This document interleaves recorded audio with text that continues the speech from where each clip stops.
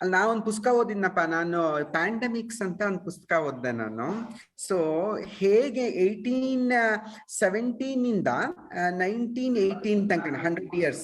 So ಅದು pandemic ಯಾವ ರೀತಿಯಾಗಿ ನಮ್ಮ ಇಂಡಿಯಾನ ಮತ್ತು ಓವರ್ ಆಲ್ ವರ್ಲ್ಡ್ ನ ಹೆಂಗೆ ಸಫರ್ ಮಾಡುವಂತೆ ಮಾಡಿದೆ ಅಂತ ನನ್ಗೊಬ್ಬ ಪರಿಚಯದಿರೋರು ಒಬ್ರು IIMB ಅಲ್ಲಿ ಕೆಲಸ ಮಾಡ್ತಾರೆ, ಅವರು ಅಂದ್ರೆ ಪ್ರೊಫೆಸರ್ ಆಗಿ. ಅವ್ರು ಬರ್ದಿರೋ ಪುಸ್ತಕ ಓದ್ದೆ ನಾನು. ಕನ್ನಡ ಹುಡುಗ, ಬಟ್ ಇವಾಗ ಸೆಟಲ್ಡ್ ಇನ್ ಮುಂಬೈ. ಅವ್ನು ಹೇಳೋ ಪ್ರಕಾರ ಏನ್ ಗೊತ್ತಾ, ಈ ಕೊರೋನಾ ಇದೆಯಲ್ಲ, it is nowhere comparable to influenza. Influenza ನಮ್ಮಲ್ಲಿ 1718 ನಲ್ಲಿ ಬಂತು ಇನ್ಫ್ಲೂಯೆನ್ಸಾ. ಅವಾಗ ಫ್ಲೂ ಅಂತ ಕರಿತೀವಲ್ಲ ನಾವು ಇವಾಗ. ಸೊ ಆ ಇನ್ಫ್ಲೂಯೆನ್ಸಾ ಅಲ್ಲಿ ಎಷ್ಟು ಜನ ಹೋಗ್ಬಿಟ್ಟಿದ್ದಾರೆ ಅಂತಂದ್ರೆ ಕೋಟಿಗಟ್ಟಲೆ ಜನ ಸತ್ತೋಗ್ಬಿಟ್ಟಿದಾರೋ ಆ ಟೈಮಲ್ಲಿ. So which is no way comparable to this corona time, corona deaths ಅಂತ. ಆದ್ರೆ ಏನಾಗಿತ್ತು ಅಂದ್ರೆ 1918 onwards we didn't had any pandemic till now, except some small sporadic incident here and there. Plague ಬಂತು ಇಲ್ಲಿ, ಕಾಲರಾ ಬಂತು ಇಲ್ಲಿ ಅಂತೆಲ್ಲ. But the major event has happened in 1918 where within 3 to 4 months I think it's something like 4 crores jana sattogbididaರೆ ಆ time ಅಲ್ಲಿ. That's a very big disaster. Spanish flu ಅಂತೀವಲ್ಲ ನಾವು, ಅದು ದೊಡ್ಡ ಪ್ಯಾಂಡಮಿಕ್ ಅಂತ. ಎಲ್ಲಾ ಪ್ಯಾಂಡಮಿಕ್ ಗಿಂತ ಅದು ಬಗ್ಗೆ ಅವ್ನು ತುಂಬಾ ಬರೀತಾನೆ. ಪ್ಲೇಗ್ ಅಲ್ಲೂ ಹೋಗಿದ್ದಾರೆ, ಕಾಲರ್ ಅಲ್ಲೂ ಹೋಗಿದ್ದಾರೆ. See these are the 4 things which we have seen in the by 100 and 200 years ಅಲ್ಲಿ. But the maximum India impacted is this influenza, and it is very clearly noted that all the pandemics ಇಂದ ಅತ್ಯಂತ ಹೆಚ್ಚು disaster ಆಗಿರೋದು ಇಂಡಿಯಾಕ್ಕೆ. So ಯಾವಾಗ್ಲೂ ಯಾವುದೇ pandemic ಬಂದ್ರು ಜಗತ್ತಿಗೆ, so ಅದು ತುಂಬಾ ಜನ ಸತ್ತು ಹೋಗಿರೋದು ಭಾರತದಲ್ಲೇ, ಇನ್ ಬೇರೆ ದೇಶಗಳಲ್ಲ. ಇನ್ಕ್ಲೂಡಿಂಗ್ ದ ಬ್ಲಾಕ್ ಡೆತ್ ಅಂತ ಏನ್ ಕರಿತೀವಿ ನಾವು ಯುರೋಪ್ ಅಲ್ಲಿ. So even compared to that black death also the number of people who are died in with plague in India is much higher. So ಅದೆಲ್ಲ ಓದ್ತಾ ಹೋದ್ರೆ ನಾವು ಒಂಥರ ಭ್ರಮೆಗಳಲ್ಲಿ ಇದ್ದೀವಿ ಅಂತ ಅನ್ಸ್ಬಿಟ್ಟು. ಅವಾಗೂ ಸೇಮ್ ಬ್ರಿಟಿಷ್ ಹಿಂಗೆ ಮಾಡಿದ್ದಾರೆ. ಸೊ ಟ್ರೈನ್ಸ್ ನ ಬಿಟ್ಟಿದ್ದಾರೆ ಇನ್ಫ್ಲೂಯೆನ್ಸಾ ಟೈಮ್ ನಲ್ಲಿ. ಟ್ರೈನ್ಸ್ ನ ಬಿಟ್ಟು, ಇನ್ಫ್ಲೂಯೆನ್ಸ್ ಅಲ್ಲ, ಪ್ಲೇಗ್ ಟೈಮ್ ನಲ್ಲಿ 1890. ಸೊ ಇದು ಟ್ರೈನ್ಸ್ ನ ಬಿಟ್ಟು ಆ ಟ್ರೈನ್ಸ್ ಒಳಗಡೆಗೆ ಬರೀ ಫಸ್ಟ್ ಕ್ಲಾಸ್ ನವ್ರು ಮಾತ್ರ ಟ್ರಾವೆಲ್ ಮಾಡ್ಬೇಕು ಅಂತ ರಿಸ್ಟ್ರಿಕ್ಷನ್ ಮಾಡಿದ್ರು.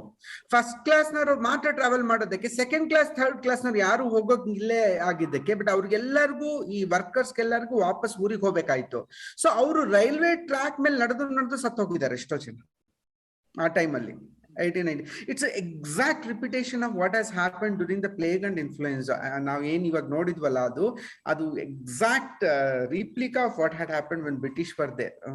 ಸೊ ಅದು ಒಂದೊಂದ್ಸಲ ನಾವು ಈ ಪ್ರೆಸೆಂಟ್ ಗೌರ್ಮೆಂಟ್ ಕಾರಣ, ಅದು ಕಾರಣ, ಇದು ಕಾರಣ ಅಂತ ಹೇಳ್ತೀವಲ್ಲ, ಹಂಗಲ್ಲ. ಇವು ಇನ್ಫ್ಲೂಯೆನ್ಸಾ ಅವೆಲ್ಲವನ್ನು ಮೀರಿದ್ದು ಅನ್ಸುತ್ತೆ ನಂಗಂತ. ಈ pandemics is much beyond all that. Actually ಯಾರಿದ್ರು ಹಂಗೆ ಆಗುತ್ತದು ಅನ್ನೋ ತರ, ಅಷ್ಟು ಲೆವೆಲ್ ನಲ್ಲಿ ಸೀರಿಯಸ್ ಅದು. ಅಲ್ಲ, ಬಟ್ ಇದು ಪ್ರಾಬ್ಲಮ್ ಏನ್ ಗೊತ್ತಾ ಅಂದ್ರೆ, there will be some amount of truth, but ಜನಕ್ಕೆ ಅವ್ರವ್ರ ನೆರೇಟಿವ್ ಇರುತ್ತೆ. So they are more link to their narratives. ಅಂದ್ರೆ ಈಗ maybe present government maybe responsible for 10% more deaths, but ಅದನ್ನ ಯಾರು ಫೈಂಡ್ ಔಟ್ ಮಾಡಕ್ ಹೋಗಲ್ಲ. ಅವರು ಆಲ್ರೆಡಿ ನೆರೇಟಿವ್ ಇತ್ತು, ಇದು ಸಿಕ್ತು, ತಗೊಳ್ಳಿ ಅದನ್ನ ತಗೊಂಡ್ಬಂದು ಇದಕ್ಕೆ ಹಾಕೊಂಡು ಇದು ಮಾಡಿ. That is the problem. ಹೌದು, ಅದಿದ್ದೇ ಇರುತ್ತಲ್ಲ ಈ ಐಡಿಯಾಲಜಿಯಿಂದಾಗಿ.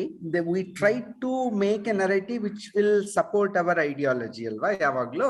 ಸೊ ಅದರಿಂದಾಗಿ ಆ ತರ ನರೇಟಿವ್ಸ್ ಹುಟ್ಕೊಳ್ತಾನೆ ಹೋಗುತ್ತೆ. So whether this government or that government, this going to happen ಅನ್ಸುತ್ತೆ. ಬಟ್ ನಾನು ಆ ಪ್ಯಾಂಡಮಿಕ್ ಬುಕ್ ಓದಿದಾಗ ಐ ವಾಸ್ ರಿಯಲಿ ಥ್ರಿಲ್ಡ್. ಒಂಥರ ಏನೆಲ್ಲ ಆಗೋಗಿದೆ ಈ ದೇಶದಲ್ಲಿ ಅಂತ ಬಹಳ ವಿಶೇಷ. ಆಮೇಲೆ ಆಫ್ಟರ್ ದ ಪ್ಯಾಂಡಮಿಕ್ ಅಲ್ಲ, ಇವರು ಮಕ್ಕಳನ್ನ ಸ್ಕೂಲಿಗೆ ಕಳಿಸ್ಲಿಲ್ಲ ಎಲ್ಲರೂ. ಸೊ ಸಾಕಷ್ಟು ಮಕ್ಕಳನ್ನ ಸ್ಕೂಲಿಗೆ ಕಳಿಸ್ಬಿಟ್ರೆ ಕೂಲಿ ಮಾಡೋರು ಯಾರು ಅಂತ. ಸೊ ಆ ಹೊಲಗಳಲ್ಲಿ ಕೂಲಿ ಮಾಡೋರು ಯಾರು ಅಂತ ಹೇಳಿ ಬಹುತೇಕ ಮಕ್ಕಳದ ಇದು ನಿಂತೋಯ್ತು, ಎಜುಕೇಶನ್ ನಿಂತೋಯ್ತು ಪ್ಯಾಂಡಮಿಕ್ ಆದ್ಮೇಲೆ. Especially this 1918 influenza pandemic. ಬರೀ ಅಷ್ಟೊಂದೇ, ಸ್ವಂತ ಮಕ್ಕಳನ್ನ ಸ್ಕೂಲಿಗೆ ಕಳಿಸದೆ ಕೂಲಿ ಮಾಡಿಸಿದ್ರು. ಆಮೇಲೆ ಎಷ್ಟೋ ಜನ ಅನಾಥ ಮಕ್ಕಳಾಗೋಗ್ಬಿಟ್ವು. ಅಪ್ಪ ಅಮ್ಮ ಎಲ್ಲಾರನ್ನ ಕಳ್ಕೊಂಡ್ಬಿಟ್ಟು ಎಷ್ಟು ಜನ ಅನಾಥರಾಗೋಗ್ಬಿಟ್ರಂತೆ. ಆ ಅನಾಥ ಮಕ್ಕಳನ್ನ they were been treated very badly in India. So ಯಾಕಂದ್ರೆ ಯಾರು ನೋಡ್ಕೊಳ್ಳೋರೇ ಇರ್ಲಿಲ್ಲ, ಸರ್ಕಾರ ಕೇರ್ ತಗೊಳ್ಳಿಲ್ಲ, ಯಾರೋ ರಿಲೇಟಿವ್ಸ್ಗೆ ಜವಾಬ್ದಾರಿಯನ್ನು ವಹಿಸಿದ್ರು. So they converted them as a coolies ಅಷ್ಟೇ, ಇನ್ನೇನು ಮಾಡಕ್ಕಾಗ್ಲಿಲ್ಲ ಅಂತೆ. ಸೊ ಅದು ಅವೆಲ್ಲ ಓದಿದಾಗ ಅವೆಲ್ಲ ರಿಪೀಟ್ ಆಗ್ತಿದೆ ಇವಾಗ ಅನ್ಸುತ್ತೆ ನಂಗಂತ. ಸೊ ಅದು ಸಿಕ್ಕಾಬಟ್ಟೆ ಹಾರ್ಟ್ ಬ್ರೇಕಿಂಗ್. ನೆಕ್ಸ್ಟ್ 5-10 ವರ್ಷ ಅದು ನಮೀಗ ಅದು ಆಕ್ಚುಲಿ ಇಂಪಾರ್ಟೆಂಟ್ ಆಗ್ಬೇಕು, ಏನಾಗತ್ತೆ ಅದು ಅನ್ನೋದು. ಇವಾಗ ನೋಡಿದ್ರೆ ಅದೇ ಆಗೋದು. ಈಗ ಎಲ್ಲಾರು ಲೌಡ್ ಸ್ಪೀಕರ್ ಹಾಕೊಂಡು ಅವ್ರಿಗೆ ಬೇಕಾದ್ ಹೇಳುವಾಗ ಇಂಥದ್ ಯಾವ್ದು ಕೇಳ್ಸೋದೇ ಇಲ್ಲ ಇಂಥ ವಿಷಯಗಳು. ಎಷ್ಟು ಜನ ಮಕ್ಳಿರ್ತಾರೆ, ಎಷ್ಟು ಕಷ್ಟಪಟ್ಟು ಇಷ್ಟು 91 ಇಂದ ಲಿಬರಲೈಸ್ ಆಗಿ ಆಮೇಲೆ ಎಷ್ಟ್ ಜನ ಪಾವರ್ಟಿಯಿಂದ ಹೊರಗ್ ತಂದಿರೋದು, ಎಷ್ಟ್ ಜನ ಮಕ್ಳನ್ನ ಸ್ಕೂಲಿಗೆ ಸೇರ್ಸಿರೋದು, ಅವೆಲ್ಲ ರಿವರ್ಸ್ ಆಗೋಗ್ಬಿಡುತ್ತೆ ಒಂದೇ ಏಟಿಗೆ. ಒಂದೇ ಸಲಕ್ಕೆ. ಹೌದು, ಚೇತರಿಸ್ಕೊಳ್ಳಕ್ ತುಂಬಾ ದಿನ ಬೇಕು. ಅದು ಕೂಡ influenza also happen with in 3-4 months. 3-4 ತಿಂಗಳಲ್ಲೇ ಅಷ್ಟು ಜನ ಸತ್ತೋಗ್ಬಿಟ್ರು ಒಮ್ಮಿಂದೊಮ್ಲೆ ಚಕ್ ಅಂತ. ಅದು ಸೇಮ್ ಗಂಗೆಯಲ್ಲಿ ಹೆಣಗಳು ತಿಳ್ಕೊಂಬಂದ್ವು ಅವಾಗ ಕೂಡ.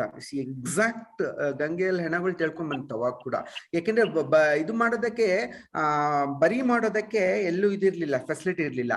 ಅವಾಗ ಏನ್ ಮಾಡಿದ್ದಾರೆ, ಇನ್ಫ್ಲೂಯೆನ್ಸಾ ಟೈಮ್ ನಲ್ಲಿ ಏನ್ ಮಾಡಿದ್ದಾರೆ, 1990 ಉತ್ತರಾಂಚಲಲ್ಲಿ ಏನ್ ಮಾಡಿದ್ದಾರೆ, ಆ ಹೆಣಗಳನ್ನ ಸುಡೋದಕ್ಕೆ ಸಾಧ್ಯ ಆಗಿಲ್ಲ ಅಂತ ಹೇಳಿ ಇವ್ರಿಗೆ ಯಾರೋ ಒಬ್ಬ ಬಂಡಿ ಅವನಿಗೆ ಹಣ ಕೊಟ್ಬಿಟ್ಟು ಅದನ್ನ ಬೆಟ್ಟದ ಮೇಲೆ ತಗೊಂಡೋಗಿ ಬಿಸಾಕ್ಬಿಡು ಅಂತ ಹೇಳಿದ್ದಾರೆ ಹೆಣಗಳನ್ನ ಕಂದರದಲ್ಲಿ. ಅದನ್ನ ಬಿಸಾಕಿ ಚಿರತೆಗಳೆಲ್ಲ ಅವನ್ನ ತಿಂದುಬಿಟ್ಟು, ಲೆಪರ್ಡ್ಸ್ ಎಲ್ಲ. ಅದಕ್ಕೆ ಇವನ್ ಬಂದಿದ್ದು ಮತ್ತೆ ಮ್ಯಾನ್ ಈಟರ್ಸ್ ಆಗ್ಬಿಟ್ವು ಅವೆಲ್ಲವು ಕಂಪ್ಲೀಟ್ ಆಗಿ. ಗೊತ್ತಾಯ್ತಾ? ಆ ಇವನ್ ಕತೆಗಳೆಲ್ಲ ಶುರುವಾಗಿದ್ದು, ಚಿರತೆಗಳ ಕತೆ ಶುರುವಾಯ್ತಲ್ಲ ಇವನ್ದಲ್ಲಿ. ಇವನ್ ಹೆಸರೇನು ಇವಂದು? ಜಿಮ್ ಕಾರ್ಬೆಟ್ ಕತೆ ಎಲ್ಲ ಶುರುವಾಗಿದ್ದು ಅದಕ್ಕೆ ಅಂತೆ. ಆ ಇನ್ಫ್ಲೂಯೆನ್ಸಾ ಕಾರಣಕ್ಕೆ ಜಿಮ್ ಕಾರ್ಬೆಟರ್ ಅವನ್ನೆಲ್ಲ ಬೇಟೆ ಆಡ್ಬೇಕಾಯ್ತು. ಯಾಕೆಂದ್ರೆ ಇವರೆಲ್ಲ ಒಗದ್ಬಿಟ್ರು, ಹೆಣಗಳನ್ನೆಲ್ಲ ಒಗದ್ಬಿಟ್ಟು ಚೀತಗಳೆಲ್ಲ ಅವನ್ ತಿಂದ್ಬಿಟ್ವು ಕಂಪ್ಲೀಟ್ ಆಗಿ. ಅವು ನರಭಕ್ಷಕಗಳಾಗ್ಬಿಟ್ವು, ಅಷ್ಟು ಚೀತಗಳು ನರಭಕ್ಷಕಗಳಾಗ್ಬಿಟ್ವು.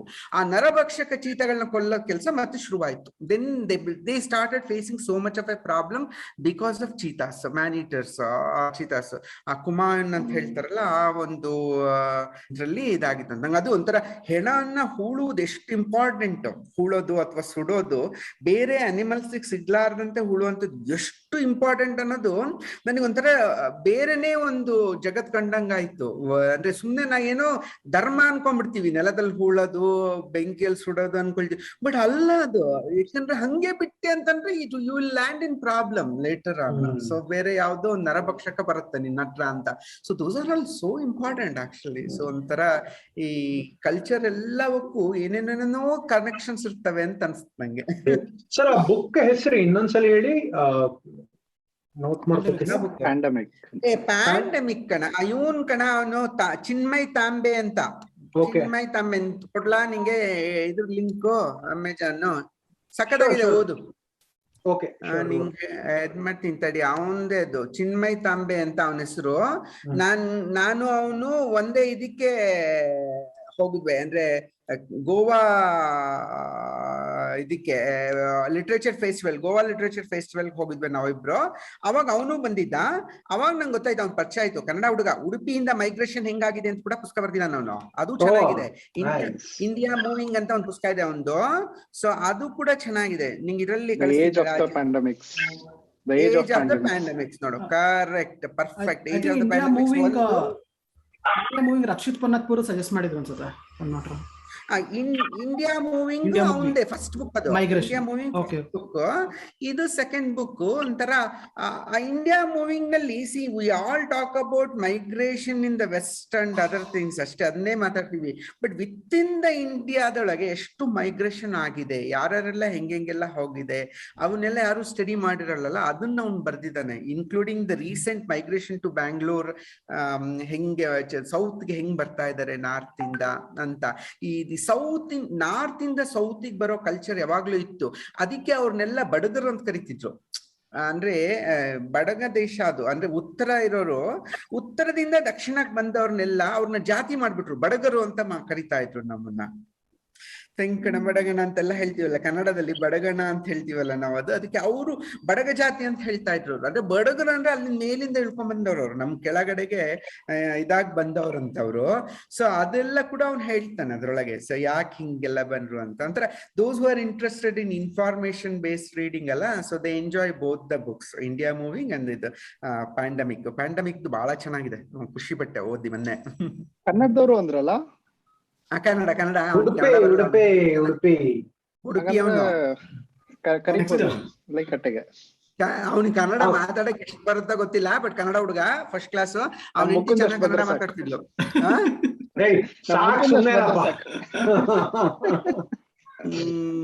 ಸೊ ಬೇಕಾದ್ರೆ ಕಾಂಟ್ಯಾಕ್ಟ್ ಕೊಡ್ತೀನಿ, ಮಾತಾಡಿ, ಬೇಕಂದ್ರೆ ಮಾತಾಡ್ತಾನೆ. ಫಸ್ಟ್ ಕ್ಲಾಸ್ ಮಾತಾಡ್ತಾನೆ ಹುಡುಗ, ಚಂದ knowledgeable. So IIMB professor, IIMB ಅಲ್ಲ IIMA Ahmedabad, IIM Ahmedabad professor ಅವನು. ಸೊ ಚಂದ ಮಾತಾಡ್ತಾನೆ. You can invite him. English ಅಲ್ಲಿ ಮಾತಾಡ್ಲಿ ಪರವಾಗಿಲ್ಲ, ಅಲ್ಲಲ್ಲಿ ಕನ್ನಡ ಹೇಳಿದ್ರೆ ಸಾಕಲ್ವಾ. ಸರ್, ನೀವು ಓದ್ಬೇಕು ಕಂಟಿನ್ಯೂಸ್ ಆಗಿ 2-3 hours ಓದ್ಬೇಕು ಅಂತ ಹೇಳಿದ್ರಿ. ಹೀಗೆ ಓದ್ತಾ ನಿಮ್ಮ ಓದಿನ ಜರ್ನಿಯಲ್ಲಿ ಈ 3 ಪುಸ್ತಕ ಅಥವಾ ಈ 2 ಪುಸ್ತಕ ನಾನ್ ಬರಿಬೇಕಾಗಿತ್ತು ಅಂತ ಅನಿಸಿರೋ ಯಾವ ಪುಸ್ತಕಗಳು, ಯಾವ ಕಾರಣಕ್ಕೆ? ಅದಕ್ಕೂ ಮೊದಲು ನಮ್ಮ ಪ್ರಾಯೋಜಕರಿಂದ ಒಂದು ಸಂದೇಶ. Sometime in 1990, I had an assignment to make portraits of Shankar and Arundhati Nag at their country club. Shankar unfortunately passed away a couple of weeks after this image was made. However, he lives on in our hearts and minds.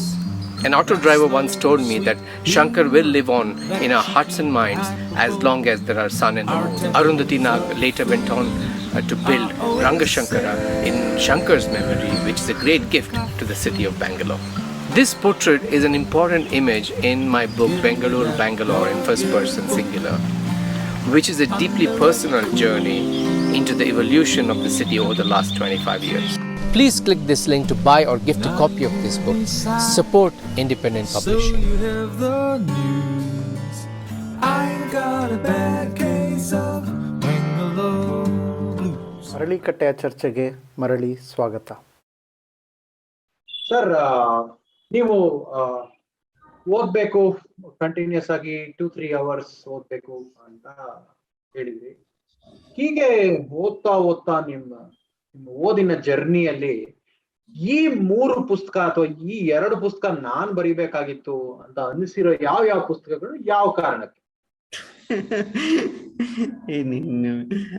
ಕಷ್ಟಪ್ಪ ನಂಗೆ ಸರಿ, 75ನೇ ಸಂಚಿಕೆ ಅಂತ discount ಕೊಡ್ತೀವಿ. ಯಾವ್ದಾದ್ರು ಒಂದು ಸದ್ಯಕ್ಕೆ ನಿಮ್ ಮನಸ್ಸಲ್ಲಿ ಇರೋದನ್ನ ಬಗ್ಗೆ ಹಂಗ್ ಹೇಳ್ಬೇಕಂದ್ರೆ ನಂಗೆ ವೇದವ್ಯಾಸರ Mahabharata.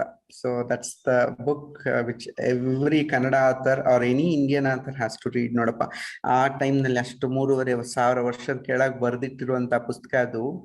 the detailing he gives, the logic he uses, ಎಲ್ಲ ಹಿಂಗಿದೆ ಅಂದ್ರೆ ಮಹಾಭಾರತದಲ್ಲಿ ತುಂಬಾ ದೊಡ್ಡದು, 20,000 page. So it's not easy to read also. 20,000 ಪುಟಗಳು ಕುತ್ಕೊಂಡು ಓದೋದು ಕಷ್ಟ ಯಾರಿಗೇ ಆಗ್ಲಿ.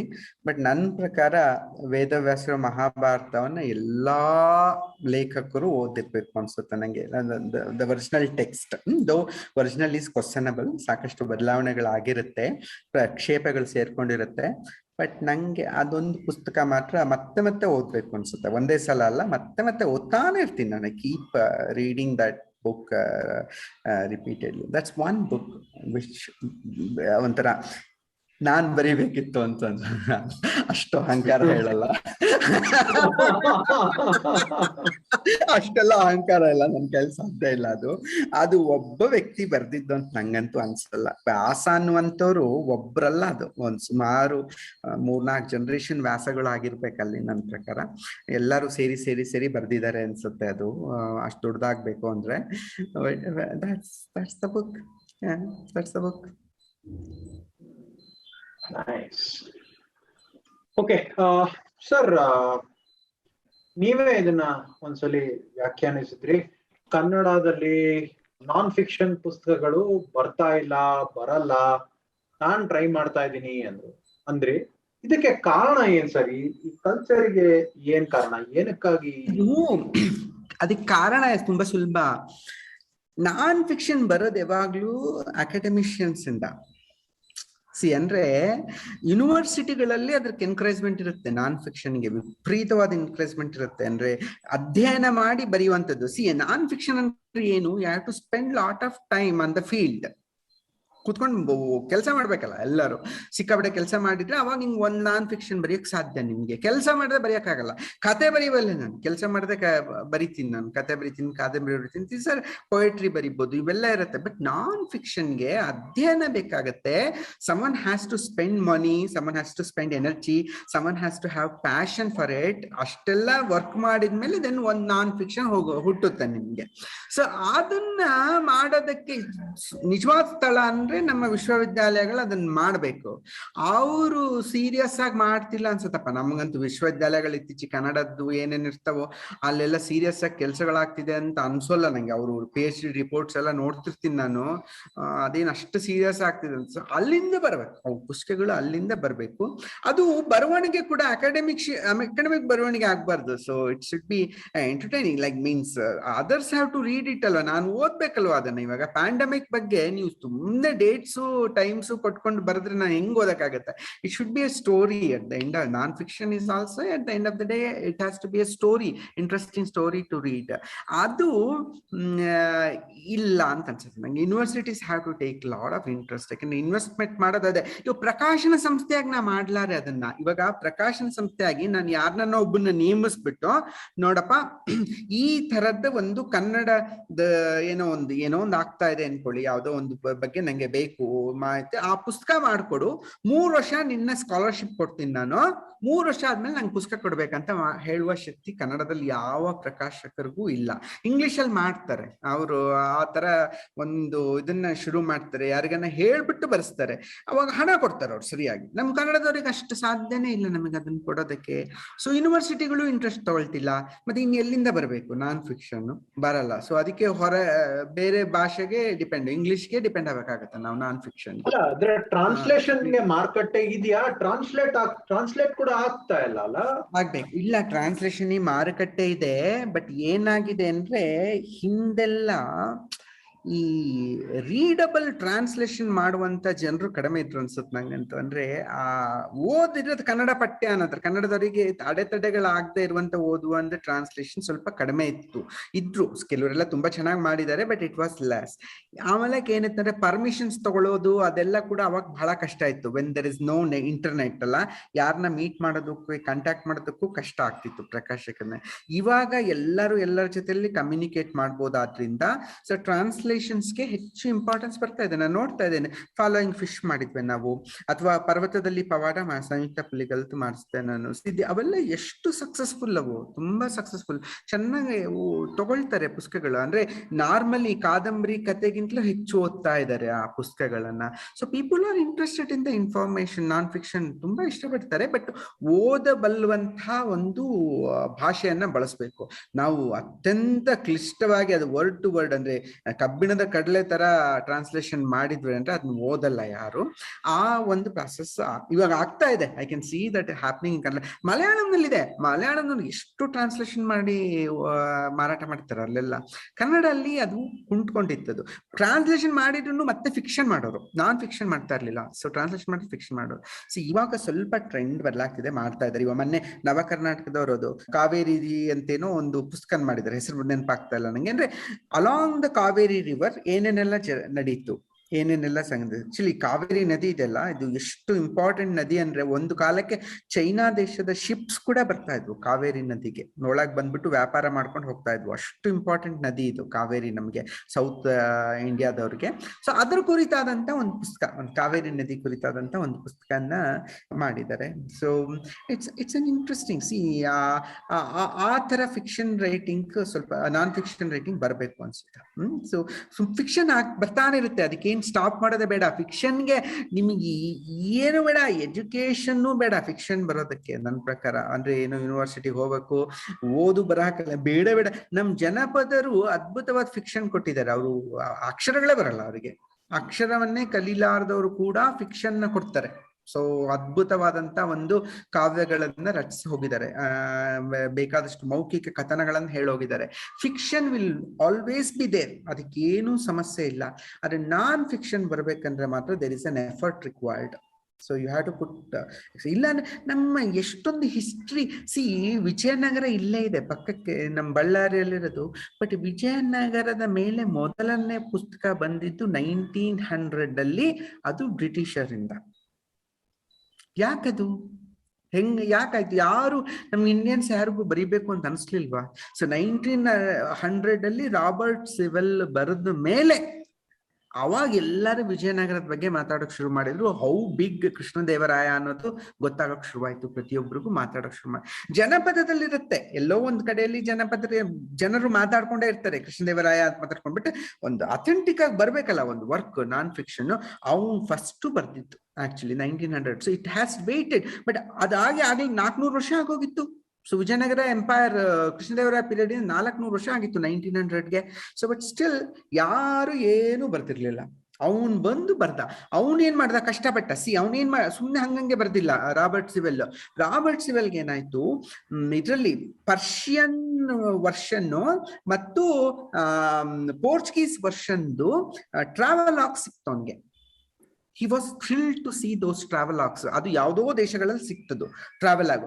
ಆ ಟ್ರಾವೆಲಾಗ್ ಯಾರು, ವಿಜಯನಗರಕ್ಕೆ ಬಂದಂತ ಇವರೆಲ್ಲ ಏನ್ ಹೇಳ್ತೀವಿ, ಅಬ್ದುಲ್ ರಶೀದ್, ಅಬ್ದುಲ್ ರಶೀದ್.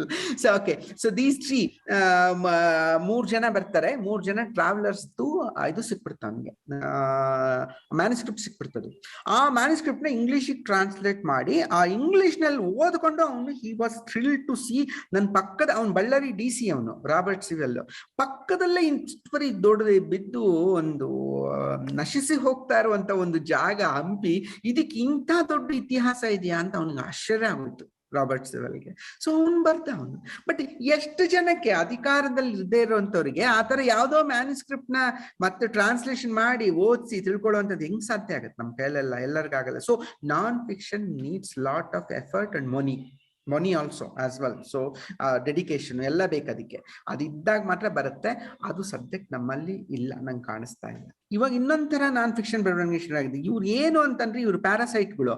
ಇವ್ರು ಏನ್ ಮಾಡ್ತಾರೆ ಅಂತಂದ್ರೆ, ಒಂದು 20-30 ಹಿಸ್ಟ್ರಿ ಬುಕ್ಸ್ ಓದ್ಕೊಂಡ್ಬಿಡ್ತಾರೆ.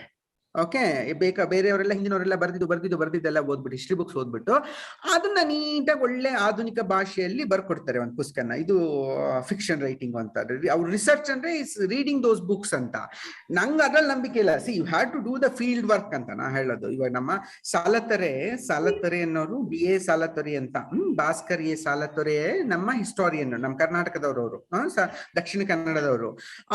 ಆ ಮನುಷ್ಯ ಹೆಂಗೆ ಊರೂರು ಸುತ್ತಿದ್ದಾನೆ ಅಂದ್ರೆ, ಕರ್ನಾಟಕಾದ್ಯಂತ ವಿಜಯನಗರ ಸಲುವಾಗಿ ಅದಿಷ್ಟನ್ನು ಸೇರಿಸಿ 2000 ಪುಟದ ಪುಸ್ತಕವನ್ನು ಬರ್ದ. ಅವನು ಇಡೀ ಜೀವನದ ಸಾಧನೆ ಅದು ಆಕ್ಚುಲಿ ಸಾಲತೊರೆದು. ಅಷ್ಟು ಇಡೀ ಕರ್ನಾಟಕದ ಮೂಲೆಗಳನ್ನ ಸುತ್ತಿ, ಎಲ್ಲಾ ಶಾಸನಗಳನ್ನು ಓದಿ, ಎಲ್ಲಾ ಊರಿನ ದೇವಸ್ಥಾನಗಳು ನೋಡಿ, ಕನ್ನಡ ಸಾಹಿತ್ಯ ಓದಿ, ತೆಲುಗು ಸಾಹಿತ್ಯ ಓದಿ, ತಮಿಳ್ ಸಾಹಿತ್ಯ ಓದಿ, ಸಂಸ್ಕೃತವನ್ನು ಓದಿ, ಅಷ್ಟೆಲ್ಲ ಮಾಡಿ ನಮಗೆ ಸೋಷಿಯಲ್ ಲೈಫ್ ಆಫ್ ವಿಜಯನಗರ ಅಂತ ಬರ್ದ್ಕೊಟ್ಟ ಪುಣ್ಯಾತ್ಮ. ಓಕೆ, ಸೊ ಅದು ಇಂಗ್ಲೆಂಡ್ ಇಂದ ಪ್ರಕಟ ಆಗಿದ್ದದು, ಇಂಡಿಯಾದಿಂದ ಪ್ರಕಟ ಆಗಿದ್ದಲ್ಲ, ಇಂಗ್ಲೆಂಡ್ ಇಂದ ಪ್ರಕಟ ಮಾಡಿದ್ರು. ಪಾಪ ಅದು ಹಿಂಗಿದೆ ಅಂದ್ರೆ ಅದು ನೀವು ಓದ್ಬೇಕಾ ಮ್ಯಾನುಸ್ಕ್ರಿಪ್ಟ್. ಅದ್ರಲ್ಲಿ ಕನ್ನಡ ಪದ್ಯಗಳೆಲ್ಲ, ಕುಮಾರವ್ಯಾಸ ಪದ್ಯ ಇದು ಅವೆಲ್ಲ ಬರುತ್ತೆ. ಅವರು ಹಂಗಂಗೆ ಕನ್ನಡದಲ್ಲೇ ಇಟ್ಟಿದ್ದಾರೆ font, without even translating it to English. ಅಷ್ಟು ಚೆನ್ನಾಗಿ ಒಂಥರ ವಿಶೇಷವಾದಂತ ಬರವಣಿಗೆ ಅದು. ಸಾಲತೊರೆ ಮಾಡಿದ್ರು. ಆ ತರ ಮಾಡ್ತಾ ಇಲ್ಲ ನಮ್ಮ ಇವಾಗ ಇತ್ತೀಚಿನಾಗ ಎಷ್ಟೋ ಜನ ಹಂಗೆ ಫೀಲ್ಡ್ ವರ್ಕ್ ಮಾಡಿ ಹಿಸ್ಟ್ರಿ ಬರಿತಾ ಇಲ್ಲ. ಬರೀ ಸುಮ್ನೆ ಹಿಂದಿನವ್ರು ಮಾಡಿ ಪುಸ್ತಕಗಳೆಲ್ಲ ಓದ್ಕೊಂಡು ಒಂದು ಸೊಫಿಸ್ಟಿಕೇಟೆಡ್ ಆಗಿ ಹಿಸ್ಟ್ರಿ ಬುಕ್ ಬರೆದ್ರೆ that's not the real non-fiction. So you have to move around and you have to get new information, not just base it on the ಅಂತ ಏನ್ ಹೇಳ್ತೀರಿ ನಾವು, ಪೂರ್ವ ಸೂರಿಗಳು ಮಾಡಿದ್ದ ಸಾಧನೆ ಮೇಲೆ ನಿಂತ್ಕೊಳ್ಳೋದಲ್ಲ. ಆಮೇಲೆ ಆಕ್ಸೆಸ್ ಇರ್ಬೇಕಲ್ವಾ ಎಷ್ಟೊಂದು ವಿಷಯಗಳ ಬಗ್ಗೆ ಬರೆಯುವಾಗ. ಈಗ ಎಕನಾಮಿ ಬಗ್ಗೆ ಬರಿತೀನಿ ಅಂತ ಅಂದ್ಬಿಟ್ಟು ಅವರಿಗೆ RBI ಅಲ್ಲಿ ಇರೋರು ಯಾರ ಜೊತೆನೂ ಮಾತಾಡಿರಲ್ಲ, ಅಥವಾ ಆ ಲೆವೆಲ್ ಆಕ್ಸೆಸ್ ಇಲ್ಲ ಅಂತಂದ್ರೆ ಅದು ಕಷ್ಟ. ಇಲ್ಲ ಸುಮ್ನೆ ಹಿಂಗೆ ಗೂಗಲ್ ಸರ್ಚ್ ಮಾಡ್ದಂಗೆ ಅಥವಾ ಬೇರೆ ಬುಕ್ಗಳನ್ನ ಓದಿ ಒಂದ್ ನರೇಟಿವ್ ಅಲ್ಲಿ ಬರ್ದ್ ಬಿಡ್ಬೋದು, ಬಟ್ ಅದು ಅಥೆಂಟಿಕ್ ಆಗಲ್ಲ. ಅಥೆಂಟಿಕ್ ಆಗಲ್ಲ. ಬಟ್ ಒಂದು ಏನಂದ್ರೆ ಸುಪ್ರೀತ್, ಇವಾಗ archive.org ಇದೆಯಲ್ಲ, ಅದರಲ್ಲಿ ತುಂಬಾ ಹಳೆಯ ಪುಸ್ತಕಗಳನ್ನೆಲ್ಲ ಅಪ್ಲೋಡ್ ಮಾಡಿಟ್ಟಿದ್ದಾರೆ ಪಾಪ. ಇವು ಸಿಗ್ಲಾರದ, ಎಲ್ಲಿ ಹೊರಗಡೆಗೆ ಎಲ್ಲಿ ಸಿಗ್ಲಾರದ ಪುಸ್ತಕಗಳನ್ನ ಆರ್ಕೈವ್ ಮಾಡಿಟ್ಟಿದಾರಲ್ಲ, they are quite a big resource. So ಅದು ಸಾಕಷ್ಟು ಹೆಲ್ಪ್ ಮಾಡುತ್ತೆ ನಿಮಗೆ. ಅದ್ರ ಮೂಲಕ ಲಿಂಕ್ಸ್ ಬೆಳ್ಕೊಂತ ಹೋಗುತ್ತೆ, ಮತ್ತೆ ಯಾರನ್ನ ಮೀಟ್ ಮಾಡ್ಬೇಕು ಅಂತ. ಸೊ ನಾನು ಅದಕ್ಕಾಗಿ ನನ್ನ ಈ ತೇಜೋ ತುಂಗಭದ್ರನ ಇಂಟರ್ನೆಟ್ ಡೆಡಿಕೇಟ್ ಮಾಡಿದ್ದೀನಿ ನಾನು. So along with Kumaravyasa, Purandaradasa, Kanakadasa, internet delete ಮಾಡಿ 4 ಗುರುಗಳಿಗೆ ಅಂತ ಹೇಳಿದ್ದೀನಿ ನಾನು, 4 ಗುರುಗಳಿಗೆ ಅಂತ. ಯಾಕಂದ್ರೆ ಅದು ಇಲ್ದಿದ್ರೆ ಬರೆಯೋಕೆ ಸಾಧ್ಯ. ಅಷ್ಟೆಲ್ಲ ಇನ್ಫಾರ್ಮೇಶನ್ ಎಲ್ಲಿ ಓದ್ಲಿ ನಾನು, ಯಾವ ಲೈಬ್ರರಿ ಹುಡ್ಕೊಂಡು ಹೋಗ್ಲಿ. ನಾವು ಸುಮ್ಮನೆ ನಾವು ಯಾವ್ದೋ ಹಂಪಿ ಯೂನಿವರ್ಸಿಟಿ ಲೈಬ್ರರಿಗೆಲ್ಲ ಹೋದ್ರೆ ಅಲ್ಲಿ ಅಷ್ಟೆಲ್ಲ ಡೆಪ್ತ್ ನಲ್ಲಿ ಪುಸ್ತಕಗಳೇ ಸಿಗಲ್ಲ ನಿಮಗೆ. ಸೊ ನಾವೇನು ಭ್ರಮೆ ಇಟ್ಕೊಂಡಿರ್ತೀವಿ ಯೂನಿವರ್ಸಿಟಿಗಳಲ್ಲಿ ಜಾಸ್ತಿ ಬುಕ್ಗಳು ಇರ್ತವೆ ಅಂತ. ಅಲ್ಲಿ ಹೋದ್ರೆ ಇಲ್ಲ, ಇಟ್ಸ್ ವೆರಿ ಲೆಸ್. ಸೊ ತುಂಬಾ ಕಡಿಮೆ ಇರುತ್ತೆ ಅವರಲ್ಲಿ ಪುಸ್ತಕಗಳು. ಸೊ ನಿಜವಾಗಿ ಬೇಕಾಗಿದ್ದು ಇಂಟರ್ನೆಟ್ ಅನಿಸ್ತು ನಂಗೆ. ಅಲ್ಲಿ ಆರ್ಕೈವ್ಸ್ ನಲ್ಲಿ ತುಂಬಾ ಚೆನ್ನಾಗಿರುತ್ತೆ ಪುಸ್ತಕಗಳು, ಅವನ್ನ ಓದೋದಕ್ಕೆ ನಂಗೆ ಅನುಕೂಲ ಆಯ್ತು. ಸೊ ಇನ್ಫ್ಯಾಕ್ಟ್ ಗಣೇಶ ಹೇಳ್ತಾ ಇದ್ರು, ಬಿಫೋರ್ ಇಂಟರ್ನೆಟ್ ಏಜ್ ಅಲ್ಲಿ ಈ ತರ ಕಾದಂಬರಿ ಬರೆಯೋಕೆ ಆಗ್ತಿರ್ಲಿಲ್ಲ ಅಂತ ಹೇಳಿದ್ರು ನಮ್ಗೆ. ಆ ಕಾದಂಬರಿಗೆ as a feedback, before internet ಎಲ್ಲ ಇದು ಸಾಧ್ಯ ಇರ್ಲಿಲ್ಲ ಹೊಸದನ್ರಿ ಈ ತರ ಬರೆಯೋಕೆ ಅಂತ. And that's true. So we are very much dependent internet also. But field work ಮಾಡ್ಬೇಕು. ದೋಸ್ ಫಾರ್ ಫಿಕ್ಷನ್ ರೈಟರ್ಗೆ ಓದು ಬೇರೆನೆ ಬೇರೆ, ನಮ್ದು ಅಧ್ಯಯನ, ನಮ್ಮ R&D ಬೇರೆ ಫಿಕ್ಷನ್ ರೈಟರ್ಸ್ದು. ಬಟ್ ನಾನ್ ಫಿಕ್ಷನ್ ರೈಟರ್ಸ್ದು R&D ಬೇರೆ ಅವರು. So they have to do the field work which is very essential. So ಒಂದೆರಡು ಎಕ್ಸಾಂಪಲ್ ಹೇಳ್ತೀರಾ ತುಂಬಾ ಚೆನ್ನಾಗಿ ಈ ತರ ನಾನ್ ಫಿಕ್ಷನ್ ನೀವು ಓದಿರುವಂತದ್ದು? ಅಂದ್ರೆ ಇವಾಗ ವಿಜಯನಗರ ಬಗ್ಗೆ ಹೇಳಿದ್ರಿ, ಬಟ್ ಜನರಲ್ ಆಗಿ ನಿಮಗೆ ಹಿಸ್ಟ್ರಿ ಬೇಕಾ, ನಾನ್ ಹಿಸ್ಟ್ರಿ ಬೇಕಾ? ಯಾವ್ದಾದ್ರು ಪರವಾಗಿಲ್ಲ. ಯಾವ್ದಾದ್ರು ಪರವಾಗಿಲ್ಲ. ಹಿಸ್ಟಾರಿಕಲ್ ಅಥವಾ ನಾನ್ ಹಿಸ್ಟಾರಿಕಲ್ ಅಂತಂದ್ರೆ ನಂಗೆ ಇದು ಇಷ್ಟ ಆಯ್ತು. ಮೊನ್ನೆ ಒಂದ್ ನಿಮಿಷಪ್ಪ ಇದನ್ನ ತಗೊಂಡ್ಬಿಡ್ತೀನಿ, ಅವಾಗ ನಂಗೆ ಈಸಿ ಆಗ್ಬಿಡುತ್ತೆ. ಗುಡ್ ರೀಡ್ಸ್ ಹೋಗ್ಬಿಟ್ರೆ ನಂದೆಲ್ಲ ಲಿಸ್ಟ್ ಬರುತ್ತೆ. ನೀವು ತಕ್ಷಣ ಕೇಳಿದ ತಕ್ಷಣ ನೆನಪಾಗ್ಬರುತ್ತೆ. ಗುಡ್ ರೀಡ್ಸ್ ಹೋದ ತಕ್ಷಣ ನಂದೆಲ್ಲ ಲಿಸ್ಟ್ ಬರುತ್ತೆ ಅಲ್ಲಿ. ಸೊ ಏನೇನ್ ಪುಸ್ತಕ ಓದಿದೀನಿ ಅಂತ then I will tell you. ನಿಂಗೆ ಇದ್ರದ್ದು ಹೇಳ್ದೆ ನಾನು, ಯಾವ್ದು ಪ್ಲೇಗ್ ಪ್ಯಾಂಡಮಿಕ್ ಹೇಳಿದ್ನಲ್ವ ನಾನು. ನೋಡು, ಇದು the hidden life of trees ಓದ್ದೆ ರೀಸೆಂಟ್ ಆಗಿ ನಾನು. ಹಿಡನ್ ಲೈಫ್ ಆಫ್ ಟ್ರೀಸ್ ಅಂತ ಓದಿದ್ದೀರಾ ನೀವು? ಹೆಂಗೆ ಒಂದು ಅರಣ್ಯದಲ್ಲಿ ಮರಗಳೆಲ್ಲವೂ ಒಂದಕ್ಕೊಂದು ರಕ್ಷಣೆ ಮಾಡ್ತವೆ ಅಂತ ಅವನು ಬರೀತಾನೆ. ಅವನು ಹೆಂಗೆ ಮರದ ಜೀವನ ಕ್ರಮ ಯಾವ ರೀತಿಯಾಗಿರುತ್ತೆ, ಅವುಗಳು ಎಷ್ಟು ಮಟ್ಟಿಗೆ ಅಂತಂದ್ರೆ ಇದು ಆಲ್ಮೋಸ್ಟ್ ಲೈಕ್ ಇಂಟರ್ನೆಟ್ ಅದು. ಸೊ ಅವರು ವುಡ್ ವರ್ಡ್ ವೆಬ್ ಅಂತ ಕರೀತಾರೆ ಇದನ್ನ. ಸೊ ವುಡ್ ವೈಡ್ ವೆಬ್ ಅಂತ ಕರೀತಾರೆ ಅನ್ಸುತ್ತೆ. WWW ಅನ್ನೋದನ್ನ ಹಂಗ್ ಇದ್ ಮಾಡ್ತಾರೆ ಅವರು. ಸೊ ಅವು ಹಿಂಗೆ ಲಿಂಕ್ ಆಗ್ಬಿಟ್ಟಿರುತ್ತೆ, ಯಾವ ರೀತಿಯಾಗಿ ಅವು ಕಮ್ಯುನಿಕೇಟ್ ಮಾಡ್ತವೆ, ಯಾವ ರೀತಿಯಾಗಿ ಅಂದ್ರೆ ಒಂದು ಉದಾಹರಣೆ ಏನ್ ಹೇಳ್ತಾರೆ ಅಂದ್ರೆ, ಯಾವ್ದನ್ನ ಒಂದು ಈ OSS ನಲ್ಲಿ ಮರಗಳಿರ್ತಾವಲ್ಲ, ಅವು ಸ್ವಲ್ಪ ಕನೆಕ್ಟ್ ಆಗಿರ್ತಾವಂತ, OSS ನಲ್ಲಿ ಕನೆಕ್ಟ್ ಆಗಿರ್ತವೆ. ಇವು ಯಾವ್ದೋ ಒಂದು ಒಂಟೆ ಬಂದ್ಬಿಟ್ಟು ಗಿಡ ಎಲೆಗಳಿಗೆ ಬಾಯಿ ಹಾಕ್ಬಿಡುತ್ತೆ. ಬಾಯಿ ಹಾಕ್ಬಿಟ್ರೆ ಅದು ಬೆಳವಣಿಗೆ ಕುಂಠಿತ ಆಗತ್ತೆ. ಅದು ಹಂಗೆ ಎಲೆಗಳನ್ನೆಲ್ಲ ಕಿತ್ಕೊಂಡು ಹೋಗೋಷ್ಟು ತಿಂದ್ಬಿಟ್ರೆ ಒಂಟೆ ಇದಾಗತ್ತೆ. ಅದು ಏನ್ ಮಾಡತ್ತಂದ್ರೆ ಒಂದು ವಿಷವನ್ನ ಎಲೆಗಳಿಗೆಲ್ಲ ಸ್ಪ್ರೆಡ್ ಮಾಡ್ಬಿಡುತ್ತಂಥದ್ದು ಒಳಗಡೆಯಿಂದನೇ. So it will send some poisonous thing which will, ಅದು ಒಂಟೆಗೆ ಅದು ಇಷ್ಟನೇ ಆಗಲ್ಲ, ಅದನ್ನ ತಿನ್ನೋದಕ್ಕೆ ಇಷ್ಟ ಆಗಲ್ಲ, ಅದು ಆ ಎಲೆಗಳನ್ನ ತಿನ್ನೋಕೆ ಇಷ್ಟ ಆಗಲ್ಲ. ಬಟ್ ಇಷ್ಟಕ್ಕೆ ನಿಲ್ಸಲ್ಲ ಗಿಡ. ಅದೇನ್ ಮಾಡುತ್ತೆ, it sends the signals through the roots, ಅಂದ್ರೆ ಬೇರುಗಳಿಂದ ಅಕ್ಕಪಕ್ಕದಲ್ಲಿರುವಂತ ಎಲ್ಲಾ ಗಿಡಗಳಿಗೂ ಮರಗಳಿಗೂ ಸಿಗ್ನಲ್ ಕಳಿಸ್ಬಿಡುತ್ತೆ. ಹೇಳ್ಬಿಟ್ಟು ನೋಡಿ ಈ ತರ ಒಂಟೆಗಳು ಬಂದು ತಿನ್ನೋಕ್ ಬರ್ತವೆ ಹುಷಾರ್ ಅಂದ ತಕ್ಷಣ ಅವೆಲ್ಲ ಕೂಡ ರೆಡಿ ಆಗ್ಬಿಟ್ಟು ಎಲ್ಲವೂ ವಿಷವನ್ನ ಎಲೆಗಳಿಗೆ ಸ್ಪ್ರೆಡ್ ಮಾಡ್ಬಿಡ್ತಾವಂತವು. ಅಂದ್ರೆ ಒಳಗಡೆಯಿಂದ ಬಂದ್ಬಿಡುತ್ತಾ ಎಲೆಗಳು ಟೇಸ್ಟ್ಲೆಸ್ ಆಗಿ ಹೋಗ್ಬಿಡುತ್ತಂತ ಆ ಮೂಮೆಂಟ್ ಅಲ್ಲಿ. ಸೊ ಆವಾಗ ಆ ಕಾರಣಕ್ಕಾಗಿ ಸೊ ದೆನ್ ಏನ್ ಹೇಳ್ತಾರೆ, ಒಂಟೆಗಳು ಈ ಎಲ್ಲ ಎಲೆಗಳು ಹಿಂಗೆ ಇದೆ, ಇದಕ್ ಬಾಯಿ ಹಾಕ್ಬಾರ್ದು ಅನ್ನೋಂತ ಒಂದು ಸ್ವಭಾವವನ್ನ ಬೆಳೆಸ್ಕೊಳ್ತಾವಂತವು. ಅಂದ್ರೆ ಆ ಪ್ರೊಟೆಕ್ಷನ್ ಅದು ಹೆಂಗಿರುತ್ತೆ, ವುಡ್ ಲೈಫ್ ಹೆಂಗಿರುತ್ತೆ ಅಂತ ಹೇಳಿ. That was an interesting. ಇದು ಲೈಕ್ ದ ಎಲಿಫೆಂಟ್ ವಿಸ್ಪರರ್, ಅದನ್ನ ಓದಿರ್ತೀರಿ ನೀವು most of them. The elephant ವಿಸ್ಪರರ್ ಒಂದು 15 ಕಾಡು ಆನೆಗಳನ್ನ ಸಾಕೋ ಸಾಹಸಕ್ಕೆ ಹೋಗ್ತಾನೊಬ್ಬ. 15 ಕಾಡು ಆನೆಗಳನ್ನ ತಂದು ಅವನು ಇದ್ರೊಳಗೆ ಬಿಟ್ಬಿಡ್ತಾರೆ. ಅವನು ಆಫ್ರಿಕಾದಲ್ಲಿ ಎಲ್ಲೋ ಒಂದ್ ಕಡೆಯಲ್ಲಿ ಒಂದ್ ದೊಡ್ಡ ಜಾಗ ಕೊಂಡ್ಕೊಂಡ್ಬಿಟ್ಟಿರ್ತಾನ ಅವನು. ಆ ಜಾಗದಲ್ಲಿ ಅವನಿಗೆ ಆನೆಗಳನ್ನ ಸಾಕೋ ಉತ್ಸಾಹ ಇರಲ್ಲ, ಬಟ್ ಅವನಿಗೆ ಯಾರೋ ಬಲವಂತ ಮಾಡ್ಬಿಡ್ತಾರೆ. ಇಲ್ಲ ಅಂದ್ರೆ ನೀವು ತಗೊಳ್ಳಿಲ್ಲ ಅಂದ್ರೆ ಸಾಯಿಸ್ಬಿಡ್ತಾರೆ ಆನೆಗಳನ್ನ. ಸೊ ದಯವಿಟ್ಟು ತಗೊಳ್ಳಿ ಅಂದ್ರೆ ಕೊಂಡ್ಕೊಂಡ್ಬಿಡ್ತಾನ ಪಾಪ. ಅವಿಷ್ಟು ಆನೆಗಳನ್ನ ಕೊಂಡ್ಕೊಂಡು ಅವನು ಆ 15 ಆನೆಗಳನ್ನ ಹೇಗೆ ನಾನು ಇದ್ ಮಾಡಿದೆ ನಾನು, I took care of them and what was the story about it ಅಂತ. The elephant whisperer, a fantastic book. ಒಂಥರ ಓದಿ ನಂಗೆ ನಂಗೆ ಯಾವ ತರ ಇರುತ್ತೆ ಈ ಪ್ರಾಣಿ ಜಗತ್ತು ಅಂತ ಗೊತ್ತಾಯ್ತು. So these kind of things ನಂಗೆ ಐ ಕೀಪ್ ಆನ್ ರೀಡಿಂಗ್, ಯಾವಾಗ್ಲೂ ಮಾಡ್ತಾ ಆಮೇಲೆ ಕೋರಮಂಡಲ. ಸೊ ಇತ್ತೀಚೆಗೆ ಕೋರಮಂಡಲ ಅಂತ ಒಂದು ಪುಸ್ತಕ ಬಂತು. ಸೊ ಈ ನಮ್ಮ ಈ ಕಂಪ್ಲೀಟ್ ಆಗಿ ಕೋರಮಂಡಲ ಏರಿಯಾ ಅಂತ ಏನ್ ಹೇಳ್ತೀವಲ್ಲ ನಾವು, ಈ ತಮಿಳ್ನಾಡು ಆಕ್ಚುಲಿ ಚೋಳಮಂಡಲ ಅದು. ಸೊ ಅದು ಮುಂದೆ ಕೋರಮಂಡಲ ಆಗಿದೆ.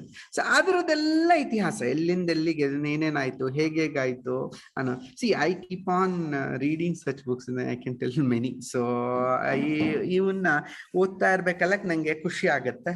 ಅದು ಫಿಕ್ಷನ್ ರೈಟರ್ಸ್ಗೆ ಇದು ಮುಖ್ಯ ಅನ್ಸುತ್ತೆ ನಂಗೆ. ನಾನ್ fiction reading is very important for the fiction writer. ಈಗ ನೀವು ಕಥೆಗಾರರು, ಬಟ್ ನೀವು ಪಬ್ಲಿಷಿಂಗ್ಗೆ ಕೈ ಹಾಕಿದ್ರಿ. ಅದು ಹೆಂಗೆ ಒಳ್ಳೆ ದೊಡ್ಡ ಹೊಂಬಾಳೆ ಫಿಲಮ್ಸ್ ರೇಂಜ್ ತರ ದೊಡ್ಡ ಪ್ರಯಾಸಗಳಿಗೆ ಕೈ ಹಾಕಿದ್ರಿ. ಅಷ್ಟೆಲ್ಲ ಕಾಸಿಲ್ಲ ನನ್ನ ಹತ್ರ.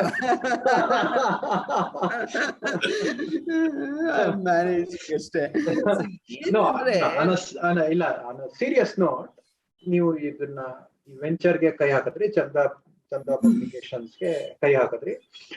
ನೀವು ಪುಸ್ತಕ ಲಾಂಚ್ ಮಾಡೋದು ಅಥವಾ ನಿಮ್ ಸ್ಟಾಲ್ ಕೂಡ ನೋಡಿದ್ರೆ ಅದು ಸ್ವಲ್ಪ ವಿವಿಧವಾಗಿರುತ್ತೆ. It is done a little different. ಇದನ್ನು ನಿಮ್ಮ ರೈಟಿಂಗ್ ಇಂದ ಫೋಕಸ್ ನ ತಗೊಂಡ್ ಹೋಗುತ್ತೆ ಅಂತ ಗೊತ್ತು, ಬಟ್ ಆದ್ರೂ ಇದಕ್ಕೆ ಯಾಕೆ ನೀವು ಕೈ ಹಾಕಿದ್ರಿ? ಕಾರಣಗಳೇನು? ಅಂದ್ರೆ ಇದಂದ್ರೆ ನನ್ನ ವ್ಯಕ್ತಿತ್ವ ಇದೆಲ್ಲ, ಇದು ಆಂಟ್ರಪ್ರನರ್ ವ್ಯಕ್ತಿತ್ವನೇ ಅಲ್ಲ ನಂದು. ಸೊ ಅಂದ್ರೆ ಒಂದು ಬಿಸ್ನೆಸ್ ನ ಕಟ್ಟಿ ಬೆಳೆಸುವಂತ ಸ್ವಭಾವನೇ ಅಲ್ಲ ನಂದು. ಯಾಕೆಂದ್ರೆ ನಂಗೆ ಬೇಸಿಕಲಿ ನಂಗೆ ಹಣದ ಮೇಲೆ ವ್ಯಾಮೋಹ ಇಲ್ಲ. ಸೊ ದಟ್ಸ್ ದ ಜನರಲಿ ಒಂದು ಸ್ವಲ್ಪನೇ ಇರ್ಬೇಕು. ನೀವು ಒಂದು ದೊಡ್ಡ ಸಂಸ್ಥೆ ಮಾಡ್ತೀನಿ ಹಣದ ಮೇಲೆ ಆಸಕ್ತಿ, ನಂಗೆ ಅದೊಂದು ಮಾತ್ರ ಇಲ್ವೇ ಇಲ್ಲ. ನಂಗೆ ಯಾವತ್ತು ಬೇಡ ಅನ್ಸುತ್ತೆ, ಹಣವೇ ಬೇಡ ಅನ್ಸುತ್ತೆ. ಸೊ ಆ ತರ ಸ್ವಭಾವ ನಂಗೆ. ನಾನು ಪ್ರಕಾಶನ ಸಂಸ್ಥೆ ಮಾಡಿ ಕನಸು ಮನ್ಸಲ್ಲೂ ಕಂಡಿರಲಿಲ್ಲ ನಾನು ಕಟ್ತೀನಿ ಒಂದು ಪ್ರಕಾಶನ ಸಂಸ್ಥೆ ಅಂತ ಹೇಳಿ. ಇಟ್ಸ್ ಆಕ್ಸಿಡೆಂಟಲ್ ಅಷ್ಟೇ. ಸೊ ಅದಾಗ್ಬೇಕಾಯ್ತು ಅನ್ಸುತ್ತೆ. ಯಾಕಂದ್ರೆ ನಾನು ಇಂಗ್ಲೆಂಡ್ ಅಲ್ಲಿ ಇದ್ದೆ 4-5 ವರ್ಷ ಇದ್ದೆ. ಅವಾಗ ವಿಪರೀತ ಪುಸ್ತಕ ಬರೆದ್ಬಿಟ್ಟೆ. ಅಲ್ಲಿ ಇವ್ರು ಸ್ವೀಡನ್ ಅಲ್ಲಿದೆ, ನಿಮ್ಗೆ ಗೊತ್ತಿರುತ್ತೆ. ಅಲ್ಲಿ ಇಲ್ಲಿ ತರ 12 ತಾಸೆಲ್ಲ ಕೆಲಸ ಮಾಡ್ಸಲ್ಲ. ಆ ದೇಶಗಳಲ್ಲಿ 5-6 ತಾಸ ಕೆಲಸ ಮಾಡಿಸಿದ್ರೆ ಮನೆ ಕಳ್ಸಿಬಿಡ್ತಾರೆ. ಹೋಗಿ ಅಂತೇಳಿ ಫುಲ್ ಫ್ರೀ ಟೈಮೇ ಅಲ್ಲೆಲ್ಲ. ಆಮೇಲೆ ಟ್ರಾಫಿಕ್ ಇರಲ್ಲ, ಎಂಥದ್ದು ಇರಲ್ಲ. ಸೊ ಮನೆಗೆ ಬಂದ್ಬಿಟ್ರೆ ಏನ್ ಮಾಡ್ಬೇಕು ಅಂತ ಗೊತ್ತಾಗಲ್ಲ. So you have so much of luxury of time ಆ ಯುರೋಪಿಯನ್ ಕಂಟ್ರೀಸ್ ಅಲ್ಲಿ.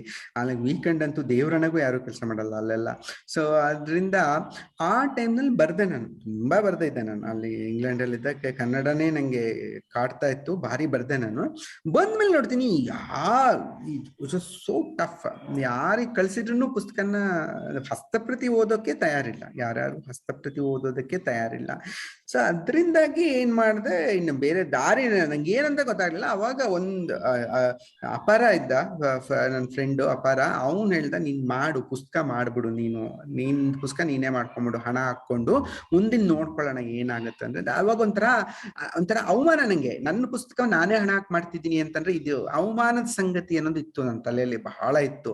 ಬಟ್ ಅಸಹಾಯಕ, ಯಾರು ಬರ್ತಾ ಇಲ್ಲ ಪುಸ್ತಕ ಮಾಡೋದಕ್ಕೆ ಅಂತ ನಾನು ಮಾಡಿದೆ. 3 ಪುಸ್ತಕ ಮಾಡಿದೆ ನೋಡಿ. ಮಾಡಿ ಅವ್ನು ಚೆನ್ನಾಗಿ ಇದೆಲ್ಲ ಗೊತ್ತಿತ್ತು. ಅಪಾರಂಗ್ ಲೇಔಟ್ ಮಾಡೋದು ಹೆಂಗೆ, ನಂಗೆ ಅವೆಲ್ಲ ಇನ್ನೂ ಗೊತ್ತಿರ್ಲಿಲ್ಲ. ಸೊ ಲೇಔಟ್ ಮಾಡೋದು ಹೆಂಗೆ, ಕವರ್ ಪೇಜ್ ಮಾಡೋದು ಹೆಂಗ್ ಸಿಂಪಲ್ ಆಗಿರ್ಬೇಕು ಕವರ್ ಪೇಜ್ ಇಮೇಜು, ಒಳಗಿನ ಫಾಂಟ್ಸ್ ಹೆಂಗಿರ್ಬೇಕು ಅವೆಲ್ಲ ಚೆನ್ನಾಗಿ ಗೊತ್ತಿತ್ತು ಅವನಿಗೆ. Because he was working for Vijaya Karnataka. ಅವ್ನು ನಾ ಎಲ್ಲ ರೆಸ್ಪಾನ್ಸಿಬಿಲಿಟಿ ತೊಳ್ತೀನಿ, ನೀನ್ ಹಣ ಹಾಕು. ಹಣ ಏನ್ ಜಾಸ್ತಿ ಬೇಡ, ಒಂದ್ 40,000 5,000 ಹಾಕ್ಬಿಟ್ರೆ ಬೇಕಾದಷ್ಟು ಆಗೋಗ್ತಿತ್ತು. 3 ಪುಸ್ತಕಕ್ಕೆ ಜಾಸ್ತಿ ಬೇಕೇ ಇರ್ಲಿಲ್ಲ ಹಣ. ಸೊ ನಾನು ಇಂಗ್ಲೆಂಡ್ ಇಂದ ಬಂದಿದ್ದೆ, ಬೇಕಾದಷ್ಟು ಹಣ ಆಯ್ತು. ನನ್ನ ಹಣದ ಸಮಸ್ಯೆನೇ ಆಗಿರ್ಲಿಲ್ಲ ನಂಗೆ. ಸೊ ಆಯ್ತು ಮಾಡೋಣ ತಗೋ, ಹೋದ್ರೆ ಹೋಯ್ತು, ಅಷ್ಟು ಹಣ ಹೋದ್ರೆ ಹೋಯ್ತು ಅಂತ ಹೇಳಿ ಶುರು ಮಾಡಿದ್ದು. So that was a click. But click ಸುಮ್ನೆ ಆಗಲ್ಲ.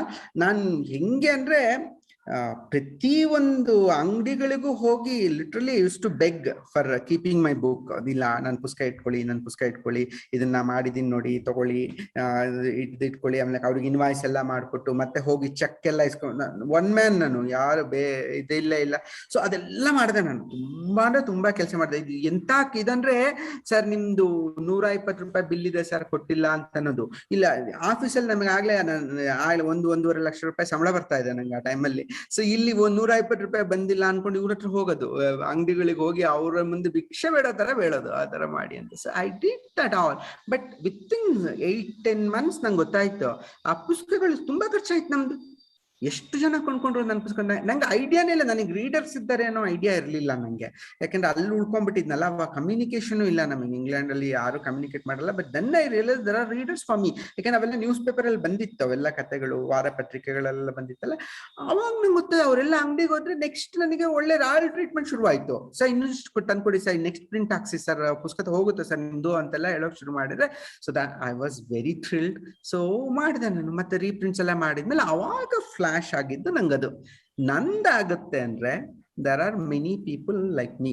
ಸೊ ನನ್ನ ಪುಸ್ತಕಗಳು ಮಾರಾಟ ಆಗ್ತಿದ್ರು ಯಾರು ಮುಂದೆ ಬರ್ಲಿಲ್ಲ ಪುಸ್ತಕ ಪ್ರಕಟ ಮಾಡೋದಕ್ಕೆ. ಅಂದ್ಮೇಲೆ ನನ್ನದೇ ಸ್ಥಿತಿಯಲ್ಲಿ ಕನ್ನಡದಲ್ಲಿ ಸಾಕಷ್ಟು ಲೇಖಕರು ಇರಬೇಕು ಅನ್ನೋದು ಹೊಳಿತು ನಂಗೆ. ಹೊತ್ನಲ್ಲಿ ಹೇಳಿದ ತಕ್ಷಣ ಅವಾಗ ಚಂದ ಪುಸ್ತಕದ ಉದ್ದೇಶ ಸ್ಪಷ್ಟ ಆಯ್ತು ನಂಗೆ. ಚಂದ ಪುಸ್ತಕದ ಉದ್ದೇಶ ಹೊಸಬರನ್ನು ಗುರುತಿಸೋದು ಮಾತ್ರ, ಇನ್ ಬೇರೆ ಯಾವುದೂ ಅಲ್ಲ. ಸೊ ಇದೊಂದು ಮಾತ್ರ ಬೇಕು ಅಂತ ಹೇಳಿ ಹೊಸಬರ ಪುಸ್ತಕಗಳನ್ನು ಮಾಡ್ತಾ ಬಂದೆ ನಾನು. ಅವಾಗ ಸೋ ನೈಸ್, ನಂಗೆ ಎಷ್ಟು ಸ್ಕ್ರಿಪ್ಟ್ಸ್ ಎಲ್ಲ ಕಳ್ಸೋಕ್ ಶುರು ಮಾಡಿದ್ರು. ಮಾಡ್ತೀನಿ ಅಂತ ತಕ್ಷಣ ಕಳಿಸ್ತಾರೆ, ಯಾಕಂದ್ರೆ ಯಾರು ಇಲ್ಲ, ಅವ್ರು ಪ್ರಿಂಟ್ ಮಾಡೋರೇ ಇಲ್ಲ ಯಾರು. ಮರ್ಯಾದೆಯಿಂದ ಹಣ ಕೊಟ್ಟು ರಾಯಲ್ಟಿ ಕೊಟ್ಟು ಪುಸ್ತಕವನ್ನು ನೀಟಾಗಿ ತಪ್ಪಿಲ್ದಂತೆ ಮುದ್ರಣ ಮಾಡೋಂಥವ್ರು ಇರ್ಲಿಲ್ಲ ಪ್ರಕಾಶಕರು. ಅದು ಬಹಳ ಪ್ರಸಿದ್ಧರದ್ದು ಮಾಡ್ಬಿಡ್ತಾರೆ. ಹೊಸಬರನ್ನ ಯಾರು ಗುರುತಿಸ್, ಯಾಕಂದ್ರೆ ಕಷ್ಟ ಪಡ್ಬೇಕು ಹೊಸಬರನ್ನು ಗುರುತಿಸ್ಬೇಕಂದ್ರೆ you have to read the manuscript. Many ಒಂದು 10-20 ಮ್ಯಾನುಸ್ಕ್ರಿಪ್ಟ್ ಓದಿದ್ರೆ ಒಂದು ಮ್ಯಾನುಸ್ಕ್ರಿಪ್ಟ್ ಚೆನ್ನಾಗಿದೆ ಅಂತ ಗೊತ್ತಾಗುತ್ತೆ ನಿಮ್ಗೆ ಅಲ್ವಾ. ಸೊ ಅದಕ್ಕೆ ಎಫರ್ಟ್ ಹಾಕ್ಬೇಕಲ್ಲ, ಆ ಎಫರ್ಟ್ ಹಾಕೋದಕ್ಕೆ ತಯಾರಿರಲ್ಲ ಯಾರು ಪ್ರಕಾಶಕರು. ಸೊ ಅದನ್ನ ತಗೊಂಡು ಹಿಡ್ಕೊಂಡೆ ನಾನು. ಆಮೇಲೆ ಏನ್ ಗೊತ್ತಾಯ್ತು ಅಂದ್ರೆ ನಂಗೆ ಇನ್ನೊಂದು ವಿಚಿತ್ರ ಸಂಗತಿ ಅಂತ ಗೊತ್ತಾಯ್ತು. Because I'm a software engineer, I know computers so well, that helps the publication ಅನ್ನೋದು ಗೊತ್ತಾಯ್ತು ನಂಗೆ. ಸೊ ಎಲ್ಲ ಕೆಲಸಗಳು ನಾನು ಮಾಡ್ಕೋಬಹುದು, ನನಗೆ ಗೊತ್ತು, ನಾನು ಯಾರ ಮೇಲೂ ಡಿಪೆಂಡ್ ಆಗೋದೇ ಬೇಕಿಲ್ಲ. ಲೇಔಟ್ ನಾನೇ ಮಾಡ್ಕೋಬಲ್ಲೆ, ಎಲ್ಲವನ್ನೂ ಮಾಡ್ಬಿಡ್ತೀನಿ ನಾನು ಕಂಪ್ಲೀಟ್ ಆಗಿ. ನನ್ನ ಚಂದ ಪುಸ್ತಕ ಅಂತೂ 1 man army ಅದು. ಸೊ ನಾನೊಬ್ಬನೇ ಎಂಪ್ಲಾಯಿ, ನಾನೊಬ್ಬ ಸ್ಯಾಲ್ರಿ ತಗೊಳ್ಳೋದು ಅದ್ರಲ್ಲಿ. ಇನ್ಯಾರಿಗೂ ಸ್ಯಾಲ್ರಿ ಇನ್ಯಾರು ಇಲ್ವೇ ಇಲ್ಲ, ಎಲ್ಲರೂ ಫ್ರೀಲಾನ್ಸ್. ಮುಖಪಟ ಮಾಡೋರು, ಪ್ರೂಫ್ ರೀಡ್ ಮಾಡೋರು ಎಲ್ಲರೂ ಫ್ರೀಲಾನ್ಸ್ ಅಲ್ಲೇ ಕೆಲಸ ಮಾಡೋದಲ್ವಾ. ಸೊ ನಂಗೆ ಆ ಕಂಪ್ಯೂಟರ್ನ ಬಳಸ್ಕೋಬೇಕು ಅಂತ ಗೊತ್ತಾಯ್ತು. ಅಷ್ಟೊತ್ತಿಗೆ ಡಿಜಿಟಲ್ ರೆವಲ್ಯೂಷನ್. ಸೊ ಅಂದ್ರೆ colour printing became very easy. ಮುಂಚೆ ಎಲ್ಲ ಕಲರ್ ಪ್ರಿಂಟಿಂಗ್ ಅಂದ್ರೆ ಯಾರಾದ್ರೂ ಇನ್ವಿಟೇಷನ್ ಪುಸ್ತಕದ ಬಿಡುಗಡೆಯನ್ನು ಕಲರ್ ಪ್ರಿಂಟಿಂಗ್ ಮಾಡ್ತಿದ್ರ, ಯಾರು ಮಾಡ್ತಿರ್ಲಿಲ್ಲ. ಚಂದ ಪುಸ್ತಕ ಸ್ಟಾರ್ಟೆಡ್ ಇಟ್ ಕಲರ್ ಪ್ರಿಂಟ್ ಆಗಿ ಕಲರ್ಫುಲ್ ಆಗಿ ಇನ್ವಿಟೇಷನ್ ಕೊಡಬೇಕು ಶುರು ಮಾಡಿದ್ವಿ ನಾವು. ಸೊ ಅಲ್ಲಿ ತನಕ ಯಾರು ಮಾಡೇ ಇಲ್ಲ ಆ ತರ ಕಲರ್ಫುಲ್. ಅವ್ರು ಸುಮ್ಮನೆ ಪ್ರಿಂಟಿಂಗ್ ಪ್ರೆಸ್ಗೆ ಹೋಗಿ ಕಪ್ ಬ್ಲೂ ಕಲರ್ ನಲ್ಲಿ ಮಾಡಿಸ್ತಾ ಇದ್ರು ಎಲ್ಲರೂ ಇನ್ವಿಟೇಷನ್, ಬುಕ್ ಲಾಂಚ್ ಇವೆಂಟ್ ಎಲ್ಲ. ನಾವೆಲ್ಲ ಫುಲ್ 4 colors ನಲ್ಲೆಲ್ಲ ಮಾಡಿ ಎಲ್ಲ ಇದ್ ಮಾಡೋದು. So those all the things I started taking care of. ಅಂದ್ರೆ ಈ ಟೆಕ್ನಾಲಜಿ ಅಡ್ವಾಂಟೇಜಸ್ ತಗೊಳ್ತಾ ಬಂದೆ. But whatever it is, ಏನಾಯ್ತಂದ್ರೆ ಅವಾಗ ಈ ಒಂದು ಸಂಗತಿ ಹೇಳಲೇಬೇಕು ನಾನು. ನನ್ನ ಪುಸ್ತಕಗಳು ಅತ್ಯಂತ ಯಶಸ್ವಿ ಆಗದೆ ಇದ್ದಿದ್ರೆ ಈ ಚಂದ ಪುಸ್ತಕ ಯಶಸ್ವಿ ಆಗ್ತಾ ಇರ್ಲಿಲ್ಲ. ಅಂದ್ರೆ ನಾನ್ ಬರೆದಂತ ಪುಸ್ತಕಗಳು ಯಶಸ್ವಿ ಆಗ್ತಿದ್ರೆ ಚಂದ ಪುಸ್ತಕನೂ ಯಶಸ್ವಿ ಆಗ್ತಿರ್ಲಿಲ್ಲ. ಯಾಕೆಂತಂದ್ರೆ ವೈಯಕ್ತಿಕವಾಗಿ ನನಗೆ ಹೊಡ್ತಾ ಬೀಳ್ತಿತ್ತದು. ನನ್ಗೆ ಕತೆಗಾರನಾಗಿ ಅದು ನನ್ ಮೊರಲ್ ಕಡಿಮೆ ಆಗ್ತಿತ್ತು ಅನ್ಸುತ್ತೆ ಪುಸ್ತಕಗಳು ಮಾರಾಟ ಆಗಿಲ್ಲ ಅಂದ್ರೆ. ಬೇರೆಯವ್ರದ್ದು ಮಾಡೋದಕ್ಕೆ ಉತ್ಸಾಹ ಬರ್ತಾ ಇರ್ಲಿಲ್ಲೇನೋ, ನಂಗೆ ನಿಂತು ಹೋಗ್ತಾ ಇತ್ತೆ ಅನ್ನೋದು. ಬಟ್ ಅದು ಲಕ್ಕಿಲಿ ಅದೃಷ್ಟವಶಾತ್ ಚೆನ್ನಾಗಿ ಮಾರಾಟ ಆಯ್ತು, ಇದಾಯ್ತು. ಬಟ್ ಆಮೇಲಕ್ಕೆ ಆಧುನಿಕ ಏನು ಟೆಕ್ನಿಕಲಿ ಏನು ಹೊಸದು ಬರುತ್ತೋ ಅದನ್ನೆಲ್ಲವನ್ನು ನಮ್ಮಲ್ಲಿ ಒಗ್ಗೂಡಿಸ್ಕೊಳ್ಳೋಂತ ಶುರು ಮಾಡ್ಕೊಂಡೆ ನಾನು. ಈ ಬುಕ್ ಬಂತ, ಈ ಬುಕ್ ಮಾಡು, ಇದು ಇವಾಗ ಆಡಿಯೋ ಬುಕ್ ಈಗೆಲ್ಲ ರೈಟ್ಸ್ ಮಾರಾಟ ಮಾಡೋವಂಥದ್ದು, ಅಥವಾ ನೀವು ಇನ್ನು ಕಾರ್ಯಕ್ರಮನ ಅದ್ಭುತವಾಗಿ ಮಾಡ್ಬೇಕು, ಸೊ ಕಾರ್ಯಕ್ರಮವನ್ನು ಅದ್ಭುತವಾಗಿ ಎಲ್ಲ ರೀತಿಯಿಂದ ನಾನು ಮಾಡ್ಕೊಂತ ಬಂದೆ, ಹೊಸತನ್ನ ಹುಡ್ಕೊಂತ ಬಂದೆ ನಾನು. So that has help me a lot. ಇವಾಗ ಒಂಥರ ಸ್ಟೇಬಲ್ ಆಗಿ ಬಂದಿದೆ. But I don't want it to grow. See the whole problem is, ನನಗಿದು ನನ್ನ ಬರವಣಿಗೆ ಮೇಲೆ ಪ್ರಭಾವ ಬೀರುತ್ತೆ. ನಾನು ಇವಾಗ 6 ಪುಸ್ತಕಕ್ಕಿಂತ ಹೆಚ್ಚಿಟ್ಕೊಂಡ್ಬಿಟ್ಟೆ ಅಂದ್ರೆ ನಾನು I have to spend time, lot of time. So ಅದ್ ನಂಗೆ ಆಗಲ್ಲ, ನನ್ನ ಕೈಲಿ ಆಗೋದೇ ಇಲ್ಲ. ಅಂಡ್ ಇನ್ನೊಬ್ಬರನ್ನ ಯಾರನ್ನೋ ಎಂಪ್ಲಾಯ್ ಮಾಡ್ಕೊಂಡು ಅವ್ರಿಗೆ ಸ್ಯಾಲ್ರಿ ಕೊಟ್ಟು ಮಾಡೋಷ್ಟು ಉತ್ಸಾಹ ಅಂತೂ ನಂಗಿಲ್ಲ. ಸೊ ಅದೆಲ್ಲ ಬೇಡ ಅನ್ಸುತ್ತೆ ನನ್ನ ಪಡಿ. ನಾನು ಇರ್ಬೇಕು ಅಂತ, ನಂಗೆ ಇಂಡಿಪೆಂಡೆನ್ಸ್ ಬೇಕು, ಇನ್ನೊಬ್ಬರ ಮೇಲೆ ಡಿಪೆಂಡೆಂಟ್ ಆಗ್ಲಾರ ನಾನು.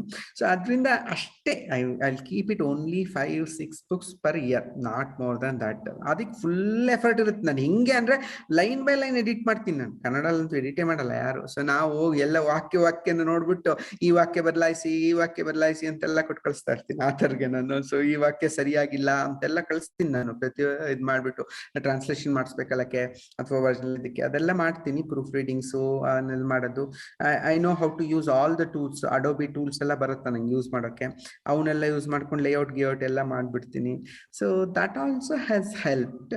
ಬಟ್ ಎನಿವೇ, ಸೊ ಈ ಒಂದು ಹೊಸತು ನೋಡಿ, ಇವಾಗ ಏನಾಗಿದೆ ಅಂದ್ರೆ ಸ್ಥಿತಿ ಹೆಂಗಿದೆ ಅಂದ್ರೆ, ಈ ಚಂದ ಪುಸ್ತಕ ಬಹುಮಾನ ಬರುತ್ತಲ್ಲ, ಅವರು ಯಾರು ಅಂತಲೇ ಗೊತ್ತಿರಲಿಲ್ಲ ಜಗತ್ತಿಗೆ. ಅವ್ರ ಬಗ್ಗೆ they will not no that he is A good writer, bad writer ಅಂತ ಯಾರಿಗೂ ಗೊತ್ತಿರಲ್ಲ. ಆದ್ರೆ ಚಂದ ಪುಸ್ತಕ ಬಹುಮಾನ ಬಂದಿದೆ ಅನ್ನೋ ಕಾರಣಕ್ಕಾಗಿ, ಆ ಬ್ರ್ಯಾಂಡ್ ಸಲುವಾಗಿನೇ ಅದು ಮಾರಾಟ ಆಗತ್ತೆ ಪುಸ್ತಕ. ಬೇರೆ ಯಾರೋ ಪ್ರಕಾಶಕರು ಅದೇ ಪುಸ್ತಕ ಮಾಡಿದ್ರೆ ಅದು ಆಗಲ್ಲ, ಹೋಗಲ್ಲ, ಯಾಕಂದ್ರೆ ಬ್ರ್ಯಾಂಡ್ ಇರಲ್ಲ ಅಲ್ಲಿ. ಸೊ ಆ ಬ್ರ್ಯಾಂಡ್ ಬಿಲ್ಡಪ್ ಈ 16-17 ವರ್ಷದಲ್ಲಿ ಆಗಿದೆ. ಇದು 2004ರಿಂದ ಶುರು ಮಾಡಿದ್ದು ನಾನು, 2004 ಜನವರಿಯಲ್ಲಿ ಪ್ರಾರಂಭಿಸಿದ್ದು ನಾನು. ಸೊ ಇಲ್ಲಿವರೆಗೆ ಒಂದು 16-17 ವರ್ಷ ಆಗ್ತಾ ಬಂತಲ್ಲ. So that has help me a lot. So ಆ ಬ್ರ್ಯಾಂಡ್ ಬಿಲ್ಡ್ ಆಗಿದೆ. ಇವಾಗ ನಮ್ಮ ಪ್ರಕಾಶನದ ಪುಸ್ತಕವನ್ನ ಯಾವ ಲೇಖಕರು ಅನ್ನೋದ್ರ ಬಗ್ಗೆ ತಲೆ ಕೆಡಿಸ್ಕೊಳ್ಳಲ್ಲ. ಈ ಹೊಸ ಲೇಖಕರು ಇರೋ ತರದಿಂದ ಈ ತಲೆನೇ ಕೆಡಿಸ್ಕೊಳ್ಳಲ್ಲ ಯಾರು ಲೇಖಕ ಅಂತ. ಬಟ್ ಚೆನ್ನಾಗಿರುತ್ತೆ, ಏನಾದ್ರು ಒಳ್ಳೇದಿರುತ್ತೆ ಅಂತ ಕೊಂಡ್ಕೊಳ್ಳುವಂತ ಸಂಗತಿ ಶುರುವಾಗಿದೆ ಇವಾಗ. ಈಗ 10 ವರ್ಷ ಆಗಿದೆ ಅಲ್ವಾ? ಆಲ್ಮೋಸ್ಟ್ 17 ವರ್ಷ ಆಗಿದೆ. ನಿಮಗೆ ಅನಿಸ್ತಂಗೆ, ಯು ಅಬ್ಸರ್ವ್ಡ್ ಯಂಗ್ ರೈಟರ್ಸ್ ಅಲ್ವಾ, ನೀವು ಬರೆಯಕ್ಕೆ ಶುರು ಮಾಡಿದಾಗ್ಲೂ ಅಥವಾ ಹಳೆಯ ತಲೆಮಾರಿನಲ್ಲೂ ಯೋಚನೆಯ ಕ್ರಮಗಳಲ್ಲಿ ಏನಾದ್ರು ಭಿನ್ನತೆ ಕಾಣಿಸ್ತಾ ಇದೆಯಾ ನಿಮ್ಗೆ? ಆರ್ ದೇ ಥಿಂಕಿಂಗ್ ಡಿಫರೆಂಟ್ಲಿ, ಅಥವಾ ಹಳೆಯ ಜಾಡನ್ನೇ ಹಿಡ್ಕೊಂಡು ಕಂಟಿನ್ಯೂ ಮಾಡ್ತಾ ಇದಾರ? ನಿಮ್ಗೆ ಏನ್ ಅನ್ಸುತ್ತೆ? ಇಲ್ಲ, ಬದಲಾಗ್ತಾನೆ ಇರುತ್ತೆ, ಬದಲಾಗ್ಬೇಕು. ಸೊ ಬದಲಾಗ್ಲೇಬೇಕು.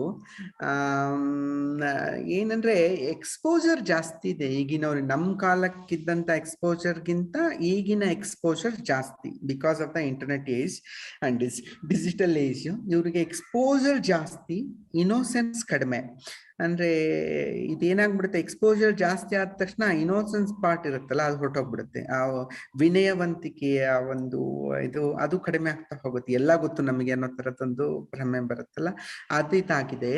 ಬಟ್ ಒಂದು ಗಮನಿಸಿ ಅಂದ್ರೆ, ಒಳ್ಳೆ ಆಥರ್ಸ್ ನಮ್ಗೆ ಬರ್ತಾ ಇರ್ತಾರೆ. ಕನ್ನಡಲ್ಲಿ ಒಂದು ಹೆಮ್ಮೆ ಏನಂದ್ರೆ, ಕನ್ನಡಲ್ಲಿ ಫಿಲಿಂ ಫೀಲ್ಡ್ ಬಗ್ಗೆ ಮಾತಾಡ್ಬೇಕಲ್ಲ ಸ್ವಲ್ಪ ನಾಚಿಕೆ ಆಗತ್ತೆ, ಅಷ್ಟೊಂದು ಒಳ್ಳೆ ಫಿಲಿಂಗಳು ಇಲ್ಲೇನೋ ಅಂತ.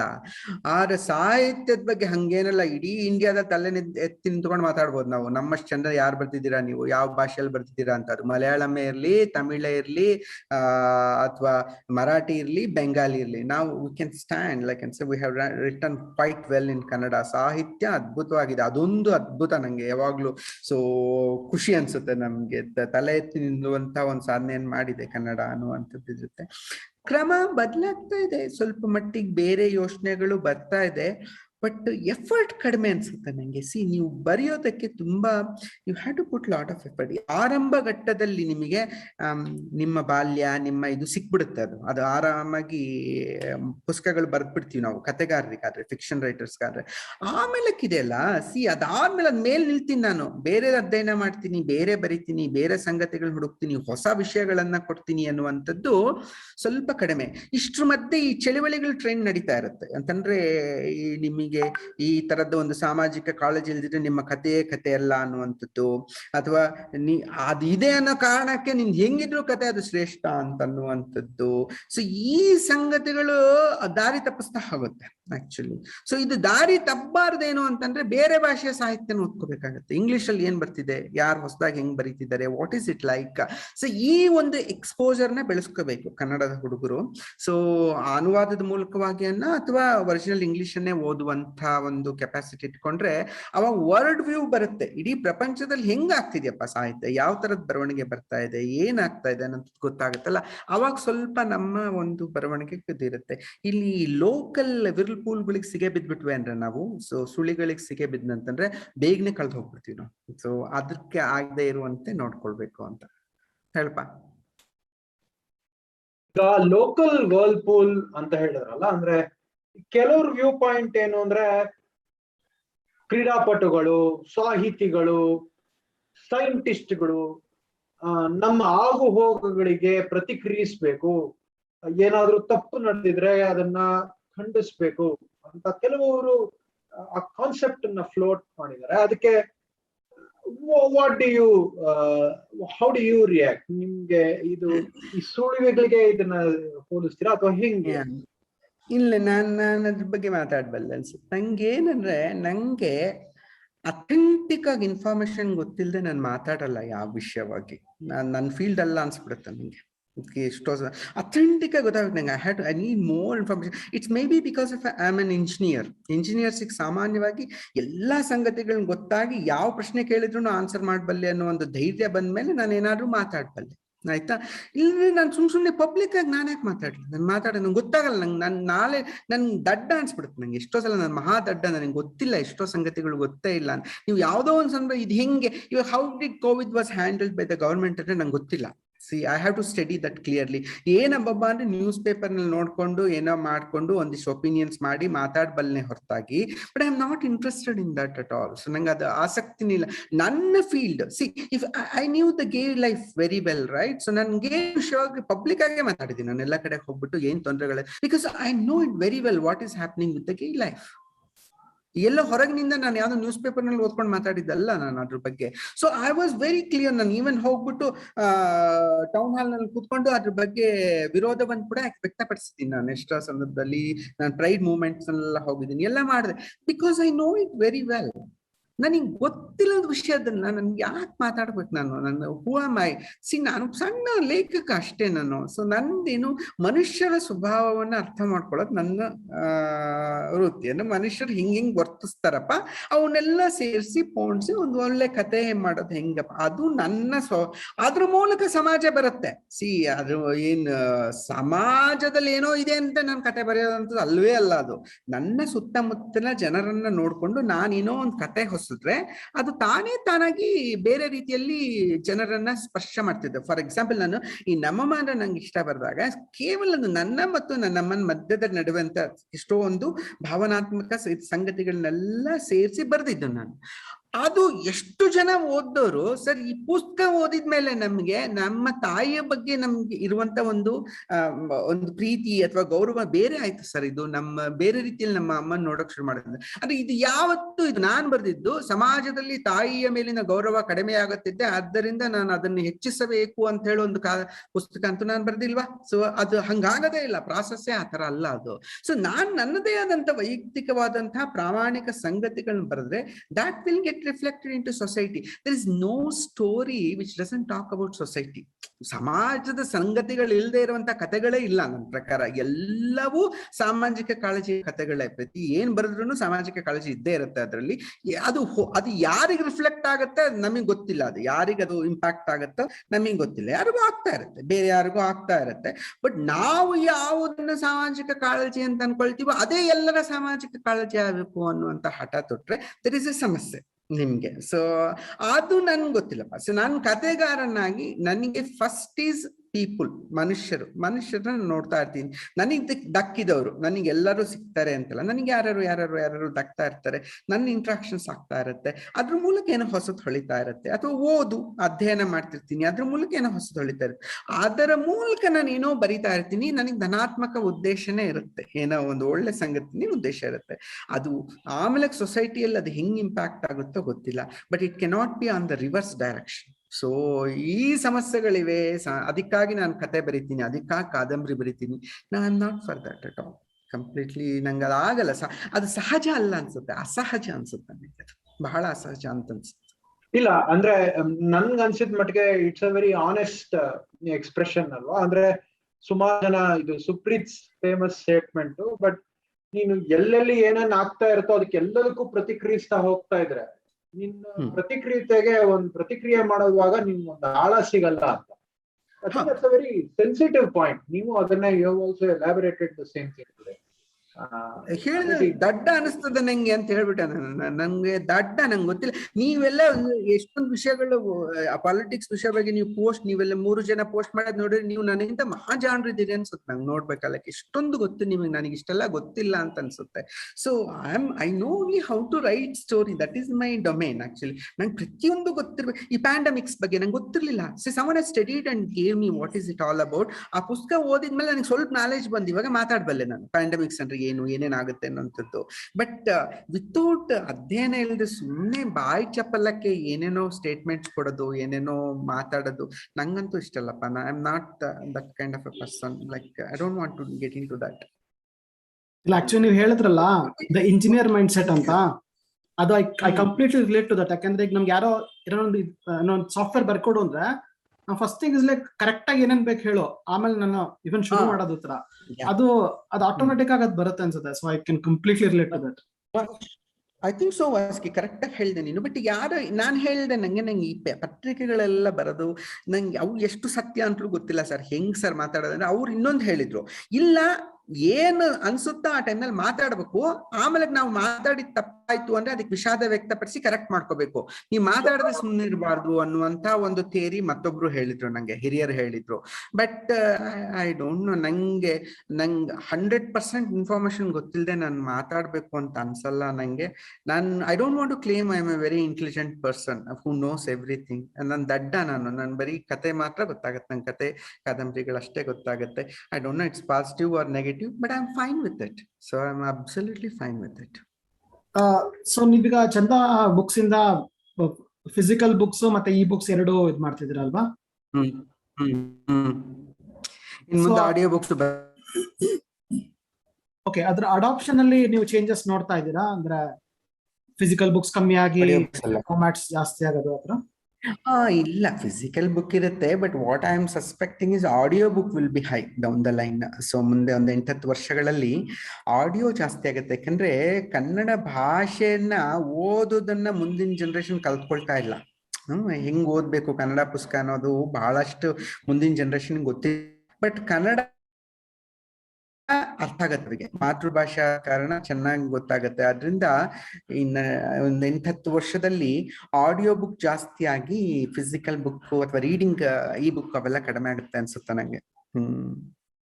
ಅಂದ್ರೆ ಇವಾಗ ನೀವು ಈ ಬುಕ್ ಟ್ರೆಂಡ್ ಏನಾದ್ರು ನೋಡ್ತಾ ಇದ್ದೀರಾ? ಅಂದ್ರೆ ಯಾರು ಜಾಸ್ತಿ ಓದ್ತಿದ್ದಾರೆ? ಯಾರು ಹಳ್ಳಿಯವರೆಲ್ಲ ಓದ್ತಾರಪ್ಪ. Cost factor is always there. ಕೆಲವರೆಲ್ಲ ಇದು ಹಣ ಜಾಸ್ತಿ ಕೊಡ್ಬೇಕು ಈ ಫಿಸಿಕಲ್ ಬುಕ್ಕಿಗೆ. ಏನು ಅಂದ್ರೆ ಕೆಲವರೆಲ್ಲ ನಂಗೆ ಇನ್ನೂ ಮೇಡಮ್ ಒಬ್ರು ಫೋನ್ ಮಾಡ್ತಿರ್ತಾರೆ ಯಾವಾಗ್ಲೂ. ಆ ಮೊಬೈಲ್ ನಲ್ಲಿ ಪುಸ್ತಕ ಓದಕ್ ಬರುತ್ತೆ, ಆದ್ರೆ ಅದರಲ್ಲಿ ಪೇಮೆಂಟ್ ಟ್ರಾನ್ಸಾಕ್ಷನ್ ಮಾಡಕ್ ಬರಲ್ಲ.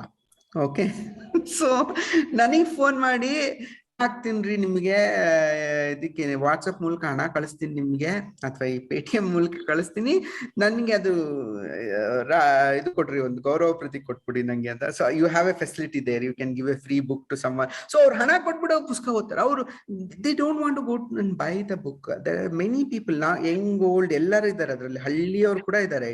ತುಂಗಭದ್ರಾ ಅಂತೂ more than 1,000 copies have been e-books have been sold. So ಅದು people are ready to read. ಅಷ್ಟು ದಪ್ಪ ಪುಸ್ತಕ ಓದ್ಬಿಡ್ತಾರಂತೆ, ಇಡೀ ಇದು ಓದ್ತಾ. ನಾನೇ ಸ್ವಲ್ಪ ಹಿಂಜರಿದ್ದೀನಿ, ದಪ್ಪ ಪುಸ್ತಕ ಬೇಡಪ್ಪ ಈ ಬುಕ್ ಅಂತ. ಸೊ ಆದ್ರೆ ಓದೋದಂತ ಇದೆ, because of the cost and also availability. ಎಲ್ಲಿ ಪುಸ್ತಕ ಬೇಕು ಎಲ್ಲರಿಗೆ ಎಲ್ಲಿ ಸಿಗುತ್ತೆ ಪಾಪ, ಯಾವ್ದೋ ಒಂದು ಬೆಳಗ್ಗೆ ಕೊರಿಯರ್ ಮಾಡಿಸಿ ಯಾರು ಅಂತ ಕಂಡ್ಕೊಂಡು ಮಾಡೋ ಅಷ್ಟೊತ್ತದೆ. But still the network has improved. So ಮುಂಚಿನ ತರ ಒಂದು ಪುಸ್ತಕ ತರಿಸ್ಕೊಳ್ಳೋದು ತುಂಬಾ ಕಷ್ಟ ಅಲ್ಲ ಇವಾಗ.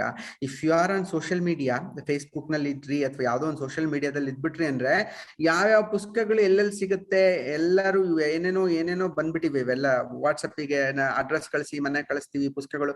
That's a revolution in Kannada. So ಎಲ್ಲರೂ ಮನೆಗಳಿಗೆ ಕೊರಿಯರ್ ಮಾಡಿ ಹಣ ಇಸ್ಕೊಂಡು ಮಾಡುವಂತ ಫೆಸಿಲಿಟಿ ಅದರಿಂದ ಅನುಕೂಲ ಆಗ್ತಾ ಇದೆ ನಮ್ಗೆ. ಬಟ್ ಹೇಳ್ತೀವಲ್ಲ, ಕಡೆಗೆ ಬೇರ್ ಕೊಳಿಯೋದಕ್ ಬಿಡಬಾರ್ದು. ಕನ್ನಡ ಮಾಧ್ಯಮ, ಕನ್ನಡ ಓದುವುದೇ ಹೊರಟೋಗ್ಬಿಟ್ರೆ ಮಕ್ಳಿಗೆ, ಬೇರ್ಗಳೇ ಕೊಳ್ತೋಗ್ಬಿಟ್ರೆ ಮೇಲಿನ ಇದು ಎಷ್ಟು ಬೆಳೆದಿತ್ತು, ಟೊಂಗೆ ಮರ, ಚಿಗುರು ಗಿಗುರು ಅವೆಲ್ಲ ತುಂಬಾ ದಿನ ಉಳಿಯಲ್ಲ. ಬೇರದೇ ಕನ್ನಡ ಆರಂಭ ಘಟ್ಟದಲ್ಲಿ ಕನ್ನಡ ಭಾಷೆಯನ್ನ ಕಲಿಸ್ಬೇಕು ಮಕ್ಕಳಿಗೆ ಓದ್ಕೊಳಕ್ಕೆ, which is not there. So ನಂಗೆ ಆ ಭಯ ಅಂತೂ ಇದ್ದೇ ಇದೆ, ಮುಂದೆ ಏನಾಗುತ್ತೋ ಇದು ಅಂತ. ಆಮೇಲೆ ಇದು ಥ್ರೆಶೋಲ್ಡ್ ತುಂಬಾ ಹೈ ಇರಬಾರ್ದಲ್ವಾ? ಇವಾಗ ಯಾರಾದ್ರೂ ನೀವು ಹೇಳ್ದಂಗೆನೆ ತುಂಬಾ ಜನಕ್ಕೆ ನಾನು ಅದನ್ನ ನೋಟಿಸ್ ಮಾಡಿದೀನಿ. ಕಗ್ಗ ಅಂತ ಒಂದು ಮಂಕುತಿಮ್ಮನ ಕಗ್ಗಕ್ಕೊಂದು ಅಪ್ಲಿಕೇಶನ್ ಮಾಡಿದ್ನಲ್ಲ, ಅದನ್ನ ಯಾರು ಓದ್ತಿರೋ ಜಾಸ್ತಿ ಜನ ಅಂದ್ರೆ ಅವ್ರು ತುಂಬಾ ಅಪ್ರಿಶಿಯೇಟ್ ಮಾಡಿದ್ದೇನು ಅಂದ್ರೆ ನಿಮ್ದು ಇಂಗ್ಲಿಷ್ ಟ್ರಾನ್ಸ್ಲೇಷನ್ ಇದೆ, ಅದೇನ್ ಜಾಸ್ತಿ ಇಂಪಾರ್ಟೆಂಟ್ ಇಲ್ಲ, ಬಟ್ ಟ್ರಾನ್ಸ್ಲಿಟ್ರೇಷನ್ ಇದೆ. ಅವರಿಗೆ ಕನ್ನಡ ಸ್ಕ್ರಿಪ್ಟ್ ಓದೋದು ಕಷ್ಟ, ಈ ಒತ್ತಕ್ಷರಗಳು ಅದೆಲ್ಲ. ಆದ್ರೆ ಕೇಳಿಸ್ಕೊಂಡು ಮಾತಾಡ್ತಾರೆ ಮನೆಯಲ್ಲಿ, ಕನ್ನಡ ಎಲ್ಲ ಗೊತ್ತಿದೆ, ಬಟ್ ಆ ಟೆಕ್ಸ್ಟ್ ಓದಿರಲ್ಲ. ಅವ್ರಿಗೆ ನೀವು ಟ್ರಾನ್ಸ್ಲಿಟ್ರೇಷನ್ ಇರೋದು ನನಗೆ ಅರ್ಥ ಆಗುತ್ತೆ. ನಾನು ಲ್ಯಾಟಿನ್ ಇದ್ರಲ್ಲಿ ಕನ್ನಡ ನನಗೆ ಅರ್ಥ ಆಗ್ಬಿಡುತ್ತೆ. ಅಂತ ಅವ್ರು ಹೇಳಿದ್ದು. ಸೊ ಹಂಗೆ ನಾವು ತುಂಬಾ ಪ್ಯೂರ್ ಆಗ್ಬಿಟ್ಟು ನೀವ್ ಎಲ್ಲ ಇಷ್ಟು ಕಲ್ತ್ರೇನೆ ಕನ್ನಡ ನಿಮಗೆ ಅಂತ ಅನ್ನೋದ್ರದ್ದು ಅದನ್ನ ಬ್ರೇಕ್ ಮಾಡತ್ತೆ ಅನ್ಸುತ್ತೆ. ಮೋಸ್ಟ್ಲಿ ಆಕ್ಸೆಸ್ ಜಾಸ್ತಿ ಆಗತ್ತೆ. ನೀ ಹೇಳ್ತಿರೋದು ಸುಪ್ರೀತ್, ಅದು ಆಡಿಯೋ ಬುಕ್ ಕಾನ್ಸೆಪ್ಟ್ ನ ಹೇಳ್ತಾ ಇರೋದು, ಆಡಿಯೋ ಬಹಳ ಮುಖ್ಯ ಆಗತ್ತೆ ಅಂತ. ಬಟ್ ನಾ ಹೇಳ್ತಿರೋದು ಹಂಗಲ್ಲ, ಅದು ಮುಂದಿನ ಜನರೇಷನ್ಗೆ ಇರುತ್ತೆ. ಇವಾಗ ನಿನ್ ಒಂದ್ ಲೆವೆಲ್ದಾಗ ಆ ಮುಂದಿನ ಜನರೇಷನ್ಗೆ ಅದು ಇಂಟ್ರೆಸ್ಟ್ ಹೊಟ್ಟೋಗ್ಬಿಡುತ್ತೆ. Because they are not even seeing the language. ಕನ್ನಡವನ್ನೇ ಓದಿಲ್ಲ, ಕನ್ನಡವನ್ನೇ ಕಲ್ತಿಲ್ಲ ಅಂದ್ರೆ ಕನ್ನಡ ಕತೆ ಕೇಳೋಕ್ಕೂ ಆ ಭಾಷೆ ಮೇಲಿನ ಕಂಟ್ರೋಲ್ ಹೊಟ್ಟೋಗ್ಬಿಡುತ್ತೆ. ಎಷ್ಟು ಜನ ನನ್ನ ಮುಂದಿನ ತಲೆಮಾರು ಅಂದ್ರೆ ನನ್ನ ಫ್ರೆಂಡ್ಸ್ ಮಕ್ಕಳಿಗೆ ಮನೆಯಲ್ಲಿ ಕೂಡ ಇಂಗ್ಲಿಷ್ ಮಾತಾಡ್ತಾರೆ ಅವರು. ಅದರಿಂದ ಆ ಕನ್ನಡ ನಿಂತು ಹೋಗುತ್ತೆ. ನಿಂಗೆ ಅಟ್ಲೀಸ್ಟ್ ಮನೆಯಲ್ಲಿ ಕನ್ನಡದ ವಾತಾವರಣ ಇದ್ರೆ ಮಗು ಕನ್ನಡ ಕೇಳ್ಬೋದೇನೋ, ಕಥೆಯನ್ನ ಕೇಳ್ಬೋದೇನೋ. ಬಟ್ ಅವನ ನೆಕ್ಸ್ಟ್ ಜನರೇಷನ್ಗೆ ಅದನ್ನ ಇರಲ್ಲ, ಅದು ಹೊರಟೋಗುತ್ತೆ ಅದು. So it's a question of couple of generations, ಅವಾಗ ಏನಾಗತ್ತೆ ಅನ್ನೋ. ಬಟ್ ಗೊತ್ತಿಲ್ಲ, ಇದೇ ಫ್ಯಾನ್ಸಿ ಲ್ಯಾಂಗ್ವೇಜ್ ಆಗ್ಬೋದೇನೋ, ಕನ್ನಡವೇ ಅತ್ಯಂತ ಪವರ್ಫುಲ್ ಲ್ಯಾಂಗ್ವೇಜ್ ಏನೋ ಒಂದು ಆಗ್ಬೋದಲ್ಲ. ಈ ತರ ಒಂದು ವೈರಸ್ ತರದ್ ಬಂದು ಹಿಂಗೆಲ್ಲ ಬದಲಾವಣೆ ಮಾಡ್ಬಿಡ್ತು ಅಂತಂದ್ರೆ ಹಂಗೆ ಬೇರೆ ಏನೋ ಆಗ್ಬಿಟ್ಟು ಎಲ್ಲರೂ ಬರೀ ಕನ್ನಡನೇ ಕಲಿ, ಇಡೀ ಜಗತ್ನಲ್ಲಿ ಇದ್ದವರೆಲ್ಲ ಕನ್ನಡನೇ ಕಲಿಯುವಂತ ಒಂದು ಮಿರಾಕಲ್, ಯಾವ್ದೋ ಒಂದು ಸೈನ್ಸ್ ಥ್ರಿಲ್ಲರ್ ಬರೆಯೋಣ ಅನ್ಸುತ್ತೆ ನಂಗೆ ಆ ತರದ್ದು. So every one start learning only Kannada ಅಂತಾರ, ಹಿಂಗೆ ಆಗೋಂಥದ್ದು ಏನೋ ಒಂದು ಘಟನೆ ನಡಿಬಹುದೇನಪ್ಪ, ಯಾರಿಗ್ ಗೊತ್ತು. ಸರ್ ಅಂದ್ರೆ ಈಗ ನೀವು ಅಂದ್ರೆ ಯರ್ ಕನ್ನಡ ಪ್ರಾಕ್ಟೀಷನರ್ ಅಲ್ವಾ, ಪ್ರಕಾಶ್ ಲೇಖಕರು ಎಕ್ಸೆಟ್ರಾ. ಇದು ಅಂದ್ರೆ ನೀವು ಮಾತಾಡ್ತಾ ಇರೋ ಅನುಭವಗಳು ನನಗೂ ಆಗಿದೆ. ಸೊ ನನಗೂ ಒಂಥರ ಹೆದರಿಕೆ ಆಗಿದೆ. ಬಟ್ ಇದ್ರ ನಿಟ್ಟಿನಲ್ಲಿ ಏನ್ ಮಾಡ್ಬೇಕು ಅಂತ ನನಗೆ ಗೊತ್ತಿಲ್ಲ. ನಿಮಗೆ ಏನು ಐ ಮೀನ್ ಅಂದ್ರೆ ಡು ಯು ಹ್ಯಾವ್ ಒಂದು ಪಾಸಿಟಿವ್ ಔಟ್ಲುಕ್ ಇದೆಯಾ, ಅಥವಾ ಈ ಸಿಚುವೇಶನ್ ನ ಕರೆಕ್ಟ್ ಹೇಗ್ ಮಾಡೋದು ಅಂತ ನೀವು ಯಾವಾಗಾದ್ರೂ ಏನಾದ್ರೂ ಸ್ವಲ್ಪ ಯೋಚನೆ ಮಾಡಿದೀರಾ? ಯೋಚನೆ ಮಾಡಿ, ಅಯ್ಯೋ ಸ್ವಲ್ಪ ಏನ್ ಬೇಕಾದಷ್ಟು ಯೋಚನೆ ಮಾಡಿರ್ತೀವಿ ಈ ವಿಷಯವಾಗಿ, ಏನಾಗತ್ತೆ ಮುಂದಿನ ದಿನಗಳು ಏನು ಕನ್ನಡಕ್ಕೆ ಅಂತ. ಈ ಭಾಷೆಯನ್ನ ಕಂಟ್ರೋಲ್ ಮಾಡೋದೇ ಕಷ್ಟ. ಅದು ಸೊಸೈಟಿ ಡಿಸೈಡ್ ಮಾಡುತ್ತೆ ಏನ್ ಬೇಕು ಏನ್ ಬೇಡ, ಯಾವ ಭಾಷೆ ಬೇಕು ಯಾವ ಭಾಷೆ ಬೇಡ, ಸೊಸೈಟಿ ಡಿಸೈಡ್ ಮಾಡುತ್ತೆ ಅದನ್ನ ನೀಟಾಗಿ. ತುಂಬಾ ಕಷ್ಟ. ಅಂದ್ರೆ ರಾಜಕೀಯವಾಗಿ ನಾವು ಕಂಟ್ರೋಲ್ ಮಾಡ್ಬೇಕು ಅಂತ ಯೋಚನೆ ಮಾಡ್ತೀವಿ ಯಾವಾಗ್ಲೂ ನಾವೇನು. Government has to get involved in insuring that language, which language gets promoted ಅನ್ನುವಂಥದ್ದು ನಾವು ಇದು ಮಾಡ್ತೀವಿ. ಬಟ್ ಅದು ಕೂಡ ಶಾಶ್ವತ ಅಲ್ಲ. ಇವಾಗ ಕೃಷ್ಣದೇವರಾಯ ಪೀರಿಯಡ್ ನಲ್ಲಿ ಬರೀ ತೆಲುಗು ಎನ್ಕರೇಜ್ ಮಾಡ್ದ ಪುಣ್ಯಾತ್ಮ. ತೆಲುಗುನೇ ಒಂದು, ಇವಾಗ ನಾವೆಲ್ಲ ಇಂಗ್ಲಿಷ್ ನ ಹೆಂಗ್ ಮೆರೆಸ್ತೀವೋ ಹಂಗೆ ತೆಲುಗುನ್ ಮೆರೆಸಕ್ ಟ್ರೈ ಮಾಡ್ದ ಕೃಷ್ಣದೇವರಾಯ, ಆಯ್ತಾ. ಬಟ್ ಅವ್ರು ಹೋದ್ಮೇಲೆ ಮತ್ತೆ Kannada is back in the Karnataka. ಎಲ್ಲಿ ಹಂಪಿಯಲ್ಲಿ ಇದ್ರಲ್ಲಿ ಎಲ್ಲ ಬರೀ ತೆಲುಗು ಮಾತಾಡಿದವ್ರು ಎಲ್ಲರೂ. ಅವಾಗೆಲ್ಲ ಅಂದ್ರೆ ಅಫಿಷಿಯಲ್ ಲ್ಯಾಂಗ್ವೇಜ್ ತರ ಮಾಡ್ಬಿಟ್ಟ ಅವನು ಕೃಷ್ಣದೇವರಾಯ. ಆ ಮಟ್ಟಿಗೆ ಪ್ಯಾಷನ್. ಅಲ್ಲಸಾನಿ ಪೆದ್ದನ್ನ ಎಲ್ಲ ಯಾವ ಸಾಹಿತ್ಯ ಅಂದ್ರೂ ಅವ್ನು ತೆಲುಗುನಲ್ಲೇ ಬರಿಬೇಕು. ಅವನ್ ಬರೆದ್ರು ತೆಲುಗುನಲ್ಲೇ ಬರ್ದ ಪುಣ್ಯಾತ್ಮ Krishnadevaraya. So he didn't write in Kannada, he wrote in. ಅವನು ಆಕ್ಚುಲಿ ಕನ್ನಡ ಮೂಲ, ಮತ್ತೆ ಅವನು ಇದ್ರು ನಮ್ಮ ನಾರ್ತ್ ಕರ್ನಾಟಕದವನು ಆಕ್ಚುಲಿ. ಸೊ ಅವನು ವಂಶ ಎಲ್ಲ ಹುಡ್ಕೊಂಡು ಹೋದ್ರೆ ಅಲ್ಲಿ ಸಿಗುತ್ತೆ ನಮಗೆ. ಸೊ ಆದ್ರೂನು so he was so keen on ಆ ಲ್ಯಾಂಗ್ವೇಜ್, ಅದನ್ನ ಪ್ರಮೋಟ್ ಮಾಡುವಂತದ್ದು ಶುರು ಮಾಡ್ಕೊಂಡ, ಅವನೆಲ್ಲ ಮಾಡದ ಅವನು. ಬಟ್ ಎಲ್ಲಿ ಅದು ಅವ್ನು ಹೋದ್ಮೇಲೆ ವಿಜಯನಗರ ಮತ್ತೆ ಕನ್ನಡ ಬಂದಿದೆಯಲ್ಲ back. So it's like everywhere people are speaking Kannada only. ನಮ್ಮ ಹೊಸಪೇಟೆ ಬೆಳ್ಳಾರಿಲ್ಲ ನಾವೆಲ್ಲ ಕನ್ನಡ ಮಾತಾಡ್ತೀವಿ ಇವಾಗ ನೀಟಾಗಿ, ಕನ್ನಡ ಸಾಹಿತ್ಯಗಳು ಬರ್ತಾ ಇದ್ದಾರೆ ಆ ಕಡೆಗೆ. ಸೊ ಕಾಲಘಟ್ಟದಲ್ಲಿ ಯಾವುದು ಏನಾಗುತ್ತೆ ಅನ್ನುವ ನಿರ್ಧಾರ ಕಡೆಗೂ ಸಮಾಜದ್ದು. ಸಮಾಜಕ್ಕೆ ಒಂದು ಭಾಷೆ ಬೇಕು ಅಂದ್ರೆ ಉಳಿಸ್ಕೊಳುತ್ತೆ, ಬೇಡ ಅಂದ್ರೆ ಬಿಟ್ಟು ಹೋಗುತ್ತೆ, ಅದು ಹೊರಟೋಗಿ ಬೇರೆ ಭಾಷೆ ಬರ್ತಾ ಹೋಗುತ್ತೆ. ಅದು ದುಃಖ ಆಗತ್ತೆ ನಮಗೆ, ಬಟ್ ಅದು ಸಹಜ ಅದು. ಬಟ್ ಇಲ್ಲಿ ಸ್ವಲ್ಪ ಮಟ್ಟಿಗಾದ್ರೂ ನಾವು ಪ್ರಿವೆಂಟ್ ಮಾಡ್ಬೇಕಂದ್ರೆ ಸರ್ಕಾರ ನೀವು ಕನ್ನಡ ಮಾಧ್ಯಮ ಅಂತಲೇ ಹೇಳ್ತಿಲ್ಲ, ನೀವು ಕನ್ನಡ ಭಾಷೆಗೆ ಒತ್ತು ಕೊಡಿ ಅಂತ. ಪ್ರೈಮರಿ ಎಜುಕೇಶನ್ ಅಲ್ಲಿ ಎಲ್ಲಿ ಕರ್ನಾಟಕದಲ್ಲಿ ಏನಿದೆಯೋ ಒಂದು ಭಾಷೆ ಹಾಕಿ ಕನ್ನಡನ ಸ್ಪಷ್ಟವಾಗಿ ಅಥವಾ ಅದೊಂದು ಅಥೆಂಟಿಕ್ ಆಗಿ ಕಲಿಸ್ಬಿಟ್ರೆ ನಾವು, so that it self will be sufficient for us. ಒಂದು ಭಾಷೆ ಕನ್ನಡ ಭಾಷೆ, ಒಂದು ಲ್ಯಾಂಗ್ವೇಜ್ ಇರುತ್ತಪ್ಪ ನಿಮಗೆ, ಫಸ್ಟ್ ಲ್ಯಾಂಗ್ವೇಜ್ ಆಗಿ ಅದನ್ನ ಓದ್ಬೇಕು, ನೀವೆಲ್ಲರೂ ಓದ್ಬೇಕು ಅನ್ನೋದು ಮಾಡಿದ್ರು it will make it difference. ಅದ್ ಮಾಡದೇ ಇದ್ರೆ ಕಷ್ಟ ಇದೆ, ಅಂದ್ರೆ ವೆರಿ ಸ್ಲೋ ಪ್ರಾಸೆಸ್ ಅದು. It's not very quick. ಮುಂದಿನ ವರ್ಷನೇ ಗೊತ್ತಾಗ್ಬಿಡಲ್ಲ ರಿಸಲ್ಟ್ಸ್, ನಿಧಾನ ಗತಿಯಲ್ಲಿ ರಿಸಲ್ಟ್ಸ್ ಗೊತ್ತಾಗತ್ತೆ ಅನ್ಸುತ್ತೆ. ಅದನ್ನ ಸರ್ಕಾರ ಒಂಥರ ಯೋಚನೆ ಮಾಡಿ, knowing about the results, it should work. So ಅದಕ್ಕಿಂತ ಹೆಚ್ಚು ಮಾಡಕ್ ಆಗಲ್ಲ. ಸೊ ಇದು ಹಂಗೆ ಇದು ಭಾಷೆಗಳು ಬದಲಾಗಿವೆ, ಭಾಷೆಗಳು ಹೊಸದಾಗಿವೆ. ಸೊ ನಡೀತಾನೆ ಇರುತ್ತೆ. And you can only just look at it what is happening, but you can't control it. Actually ಇವಾಗ ನೀವು ಬರೆಯಕ್ಕೆ ಶುರು ಮಾಡಿದಾಗ ನೀವು ಯಾಕೆ ಪಬ್ಲಿಷಿಂಗ್ ಎಂಟರ್ ಆದ್ರ ಅನ್ನೋದಕ್ಕೆ ನೀವು ಹೇಳಿದ್ರಲ್ವಾ, ಅಂದ್ರೆ ಬೇರೆ ಯಾರು ಪಬ್ಲಿಷ್ ಮಾಡಕ್ ರೆಡಿ ಇರಲಿಲ್ಲ ಅಂತ. ಸೊ ಅದಕ್ಕೆ probably one of the reasons ನಾನು ಅನ್ಕೊಳ್ಳೋದು, ನೀವು ಇಂಜಿನಿಯರಿಂಗ್ ಬ್ಯಾಕ್ ಗ್ರೌಂಡ್ ನಿಂದ ಬಂದಿದ್ದೀರಾ, ಯು ನಾಟ್ ದ ಟ್ರೆಡಿಷನಲ್ ಸಾಹಿತ್ಯದ ವಿದ್ಯಾರ್ಥಿ, ಆ ಇದ್ರಲ್ಲಿ ಬರಲ್ಲ. ಅಂದ್ರೆ ದ ಯೂನಿವರ್ಸಿಟಿ ಇದೇನೋ ಇದ್ ಮಾಡ್ತಿರ್ತೀರ, ಏನೋ ಆ ಬ್ಯಾಕ್ ಗ್ರೌಂಡ್ ಇಂದ ನೀವು ಬಂದಿಲ್ಲ. ಸೊ ಅದು ಒನ್ ಆಫ್ ದ ರೀಸನ್ಸ್ ಆಗಿರ್ಬೋದು. ಅಂದ್ರೆ ಅದಾದ್ಮೇಲೂ ಈವನ್ ಫೇಸ್ಬುಕ್ ಅಲ್ಲಿ ಬರೆಯಕ್ ಶುರು ಮಾಡಿದಾಗ್ಲೂ ತುಂಬಾ ಜನ ಟ್ರೆಡಿಷನಲ್ ಲಿಟ್ರೇಚರ್ ಬ್ಯಾಕ್ ಗ್ರೌಂಡ್ ಅವರು ಫೇಸ್ಬುಕ್ ಸಾಹಿತಿಗಳು ಅಂತ ಒಂಥರ ತುಂಬಾ ಅಂದ್ರೆ ಇವರೆಲ್ಲ ರಿಯಲ್ ಸಾಹಿತಿಗಳಲ್ಲ ಅನ್ನೋ ಥರದಲ್ಲಿ ಮಾಡಕ್ ಟ್ರೈ ಮಾಡಿದ್ರು. ಬಟ್ ಈಗ ನೀವು ಎಷ್ಟೊಂದು ಜನ ಹೊಸಬ್ರನ್ನ ಹುಡುಕ್ತಾ ಇದ್ದೀರಾ, ಅದನ್ನ ಪಬ್ಲಿಷ್ ಮಾಡ್ತಿದ್ದೀರಾ, ಅದು ಚೆನ್ನಾಗಿ ರಿಸೀವ್ ಆಗ್ತಾ ಇದೆ. ಸೊ ಒಂದ್ ತರದಲ್ಲಿ ಸಾಕಷ್ಟು ಡೆಮೋಕ್ರಟೈಸೇಷನ್ ಆಗಿದೆ ಅಂತ ಅನ್ಸುತ್ತಾ ಈಗ. ಅಂಡ್ ಅದನ್ನ ಟ್ರೆಡಿಷನಲ್ ಇದ್ರವರು ಹೇಗ್ ತಗೋತಾ ಇದಾರೆ ಅಂತ, ಅದೇ ಇವೆಲ್ಲ ಆ ಮನಸ್ಥಿತಿ ಚೇಂಜ್ ಆಗಿದ್ಯಾ ಅಥವಾ ಇನ್ನೂ ಅದು ಸ್ಟ್ರಾಂಗ್ ಆಗಿದ್ಯಾ? ಅದು ಇವಾಗಲೂ ಕೆಲವು ನೋಡಪ್ಪ, ಆ ವಿರೋಧ ಮಾಡುವಂತ ಮನಸ್ಸುಗಳು ಕಡಿಮೆ ಇರ್ತವೆ. See that minds will be much lesser than the people who are looking for the positive changes ಅಲ್ವಾ. ಒಬ್ಬ ಹೊಸ ಬದಲಾವಣೆಗಳನ್ನ ಧನಾತ್ಮಕವಾಗಿ ನೋಡಂತ ಜನರು ಬೇಕಾದಷ್ಟು ಇರ್ತಾರೆ. ಇದಿರತ್ತೆ. ಇದು ಯಾವ್ದಂದ್ರೆ ಯಾವಾಗ್ಲೂ ಇದು ರೂಢಿಯಿಂದ ಏನು ಬದಲಾಗುತ್ತೋ, ರೂಢಿಯಿಂದ ಹೊರಗೆ ನಡೆದ ಸಂಗತಿ ಏನಿರುತ್ತೋ ಅದನ್ನೆಲ್ಲ ವಿರೋಧಿಸುವುದು ಎಲ್ಲಾ ಕಾಲಕ್ಕೂ ಇದ್ದಿದ್ದೇ. ಇದು ಎಲ್ಲರ ಅಕಾಡೆಮಿಸ್ ಇಂಗ್ಲಿಷ್ ಪ್ರೊಫೆಸರ್ಸು ಯೂನಿವರ್ಸಿಟಿ ಅವರೇ ಬರೆಯೋ ಹೊತ್ತಿನಲ್ಲಿ ನಾವು ಯಾರೋ ಇಂಜಿನಿಯರ್ಸ್ ಬಂದ್ ಬರೆದ್ರೆ naturally they will hate you, like they say you don't know what it is ಅಂತ. ಅಂತದ್ದು ಏನು ಇಲ್ಲ. ಕತೆ ಬರೆಯೋದಿದೆ, ಇದು ಯಾವ್ದು ರಾಕೆಟ್ ಸೈನ್ಸ್ ಅಲ್ಲ. ಇದು ಕತೆ ಬರೆಯೋದ ಎಲ್ಲ ಜನಪದರೇ ಕತೆ ಬರ್ತಿದಾರಂತೆ. ನಾನ್ ಬರೆಯೋದಕ್ಕೆ ಏನ್ ಕಷ್ಟ, ಎಲ್ಲರೂ ಬರಿಬೋದು, ಕತೆಗಳನ್ನ ಹೇಳ್ಬೋದು. See when it's non fiction there is a meaning, but fiction ಬರೆಯೋದಕ್ಕೆ ನಾವೆಲ್ಲರೂ ಬರಿತೀವಪ್ಪ. ಅದನ್ನ ನಿಧಾನಕ್ಕೆ ಗಮನಿಸ್ತಾರೆ. ಸಿ ನೀನ್ ಎಷ್ಟೇ ಹೇಳಿದ್ರು, ನೀನ್ ಇವಾಗ ಹೇಳ್ಬೋದು ತೇಜೋತುಂಗ ಬಿಟ್ರೆ ಪುಸ್ತಕ ಒಳ್ಳೆ ಪುಸ್ತಕ ಅಲ್ಲ, ಅದನ್ನ ಓದಬಾರ್ದು ಅಂತ ನೀನ್ ಹೇಳ್ಬೋದು. ಬಟ್ ಜನ ಸುಮ್ಮನೆ ಕೂತ್ಕೊಳ್ಳಲ್ಲ, ಅವ್ರಿಗೆ ಇಷ್ಟ ಆಯ್ತಂದ್ರೆ ಓದ್ತಾರೆ ಅದನ್ನ. So you can not prevent them. ಆ ಡೆಮೋಕ್ರಸಿ ಅಂತೂ ಇದ್ದೇ ಇರುತ್ತೆ ನಿಂಗೆ. ಸೊ ಅವು ಆ ಶಕ್ತಿ ಮೇಲೆ ಒಂದು ಸಮುದಾಯಕ್ಕೆ ಧನಾತ್ಮಕವಾದದ್ದನ್ನು ಉಳಿಸ್ಕೊಳ್ಳುವಂತಹ ಒಂದು ಶಕ್ತಿ ಇದೆ ಅನ್ನುವಂತಹ ಒಂದು ನಂಬಿಕೆ ಮೇಲೆ ನಾನು ಮುಂದುವರಿತೀನಿ. So I believe in it actually. So ಅದು ಆಗಿದೆ ನಂಗೆ, ಎಲ್ಲ ಕಾಲದಲ್ಲೂ ಆಗಿದೆಪ್ಪ. ಒಳ್ಳೆ I feel I am very lucky. ನಂಗೆ ಎಷ್ಟು ಒಳ್ಳೆ ಸಂಗತಿಗಳು ನಡೆದಿವೆ ಅಂತ ಅನ್ಸುತ್ತೆ ನಂಗೆ. ಜನರು ಪ್ರೋತ್ಸಾಹ ಕೊಟ್ಕೊಂತ ಬಂದಿದ್ದಾರೆ, ಓದುಗರು ಪುಸ್ತಕ ಕೊಂಡ್ಕೊಂಡು ಓದಿದ್ದಾರೆ. ನನ್ನ ಪುಸ್ತಕ ನಂದು ಯಾವುದು ಸ್ಕೂಲ್ ಟೆಕ್ಸ್ಟ್ ಬುಕ್ಕೋ ಯೂನಿವರ್ಸಿಟಿಗಳಲ್ಲಿ ಟೆಕ್ಸ್ಟ್ ಬುಕ್ ಅಂತ ಆಗಿರೋವೆಲ್ಲ ಬಹಳ ಕಡಿಮೆ. ನಂದವೆಲ್ಲ ಏನೂ ಆಗಿಲ್ಲ. ಅಥವಾ ವಿಮರ್ಶಕರು ತುಂಬಾ ಮೆಚ್ಕೊಂಡು ಇದು ಅದ್ಭುತ ಅಂತ ಹೇಳೋ ಅಂಥದ್ದು ಆಗಿಲ್ಲ ನನ್ನ ಪುಸ್ತಕಗಳಲ್ಲಿ. ಕಡಿಮೆ ನಂಗೆ ಆ ಥರದ್ದೆಲ್ಲ ಆಗಿರುತ್ತೆ. ನಾನು ಜನರನ್ನೇ ಓದುಗರನ್ನೇ ನಂಬ್ಕೊಂಡು ಬಂದಿದ್ದೀನಿ ನಾನು. ಅವ್ರು ನನ್ನನ್ನು ಪ್ರೋತ್ಸಾಹಿಸಿದ್ದಾರೆ. So I am happy with it. So extremely happy with it. So ಎಲ್ಲ ಯಶಸ್ವಿಯಾಗಿ ನಡೆದಿದೆ ನನ್ನ ಬದುಕಲ್ಲಿ ಅಂತ ಅನ್ಸುತ್ತೆ. ನೋಡಿದ್ರ, ಅರಳಿಕಟ್ಟೆನಲ್ಲಿ ಯಾವಾಗ್ಲೂ ಪಾಸಿಟಿವ್ ಆಗಿ ಒಂದು ಕನ್ಕ್ಲೂಷನ್ ಬರ್ತೀವಿ. ಒಂದು ಉತ್ಸಾಹ, ಒಂದು ಹುಮ್ಮಸ್ಸಿದೆ. ಅದೇ ಕಾರಣದಿಂದಾಗಿ ನಾವು ಇವಾಗ 75ನೇ ಎಪಿಸೋಡ್ ಅನ್ನ ತಲುಪಿದೀವಿ.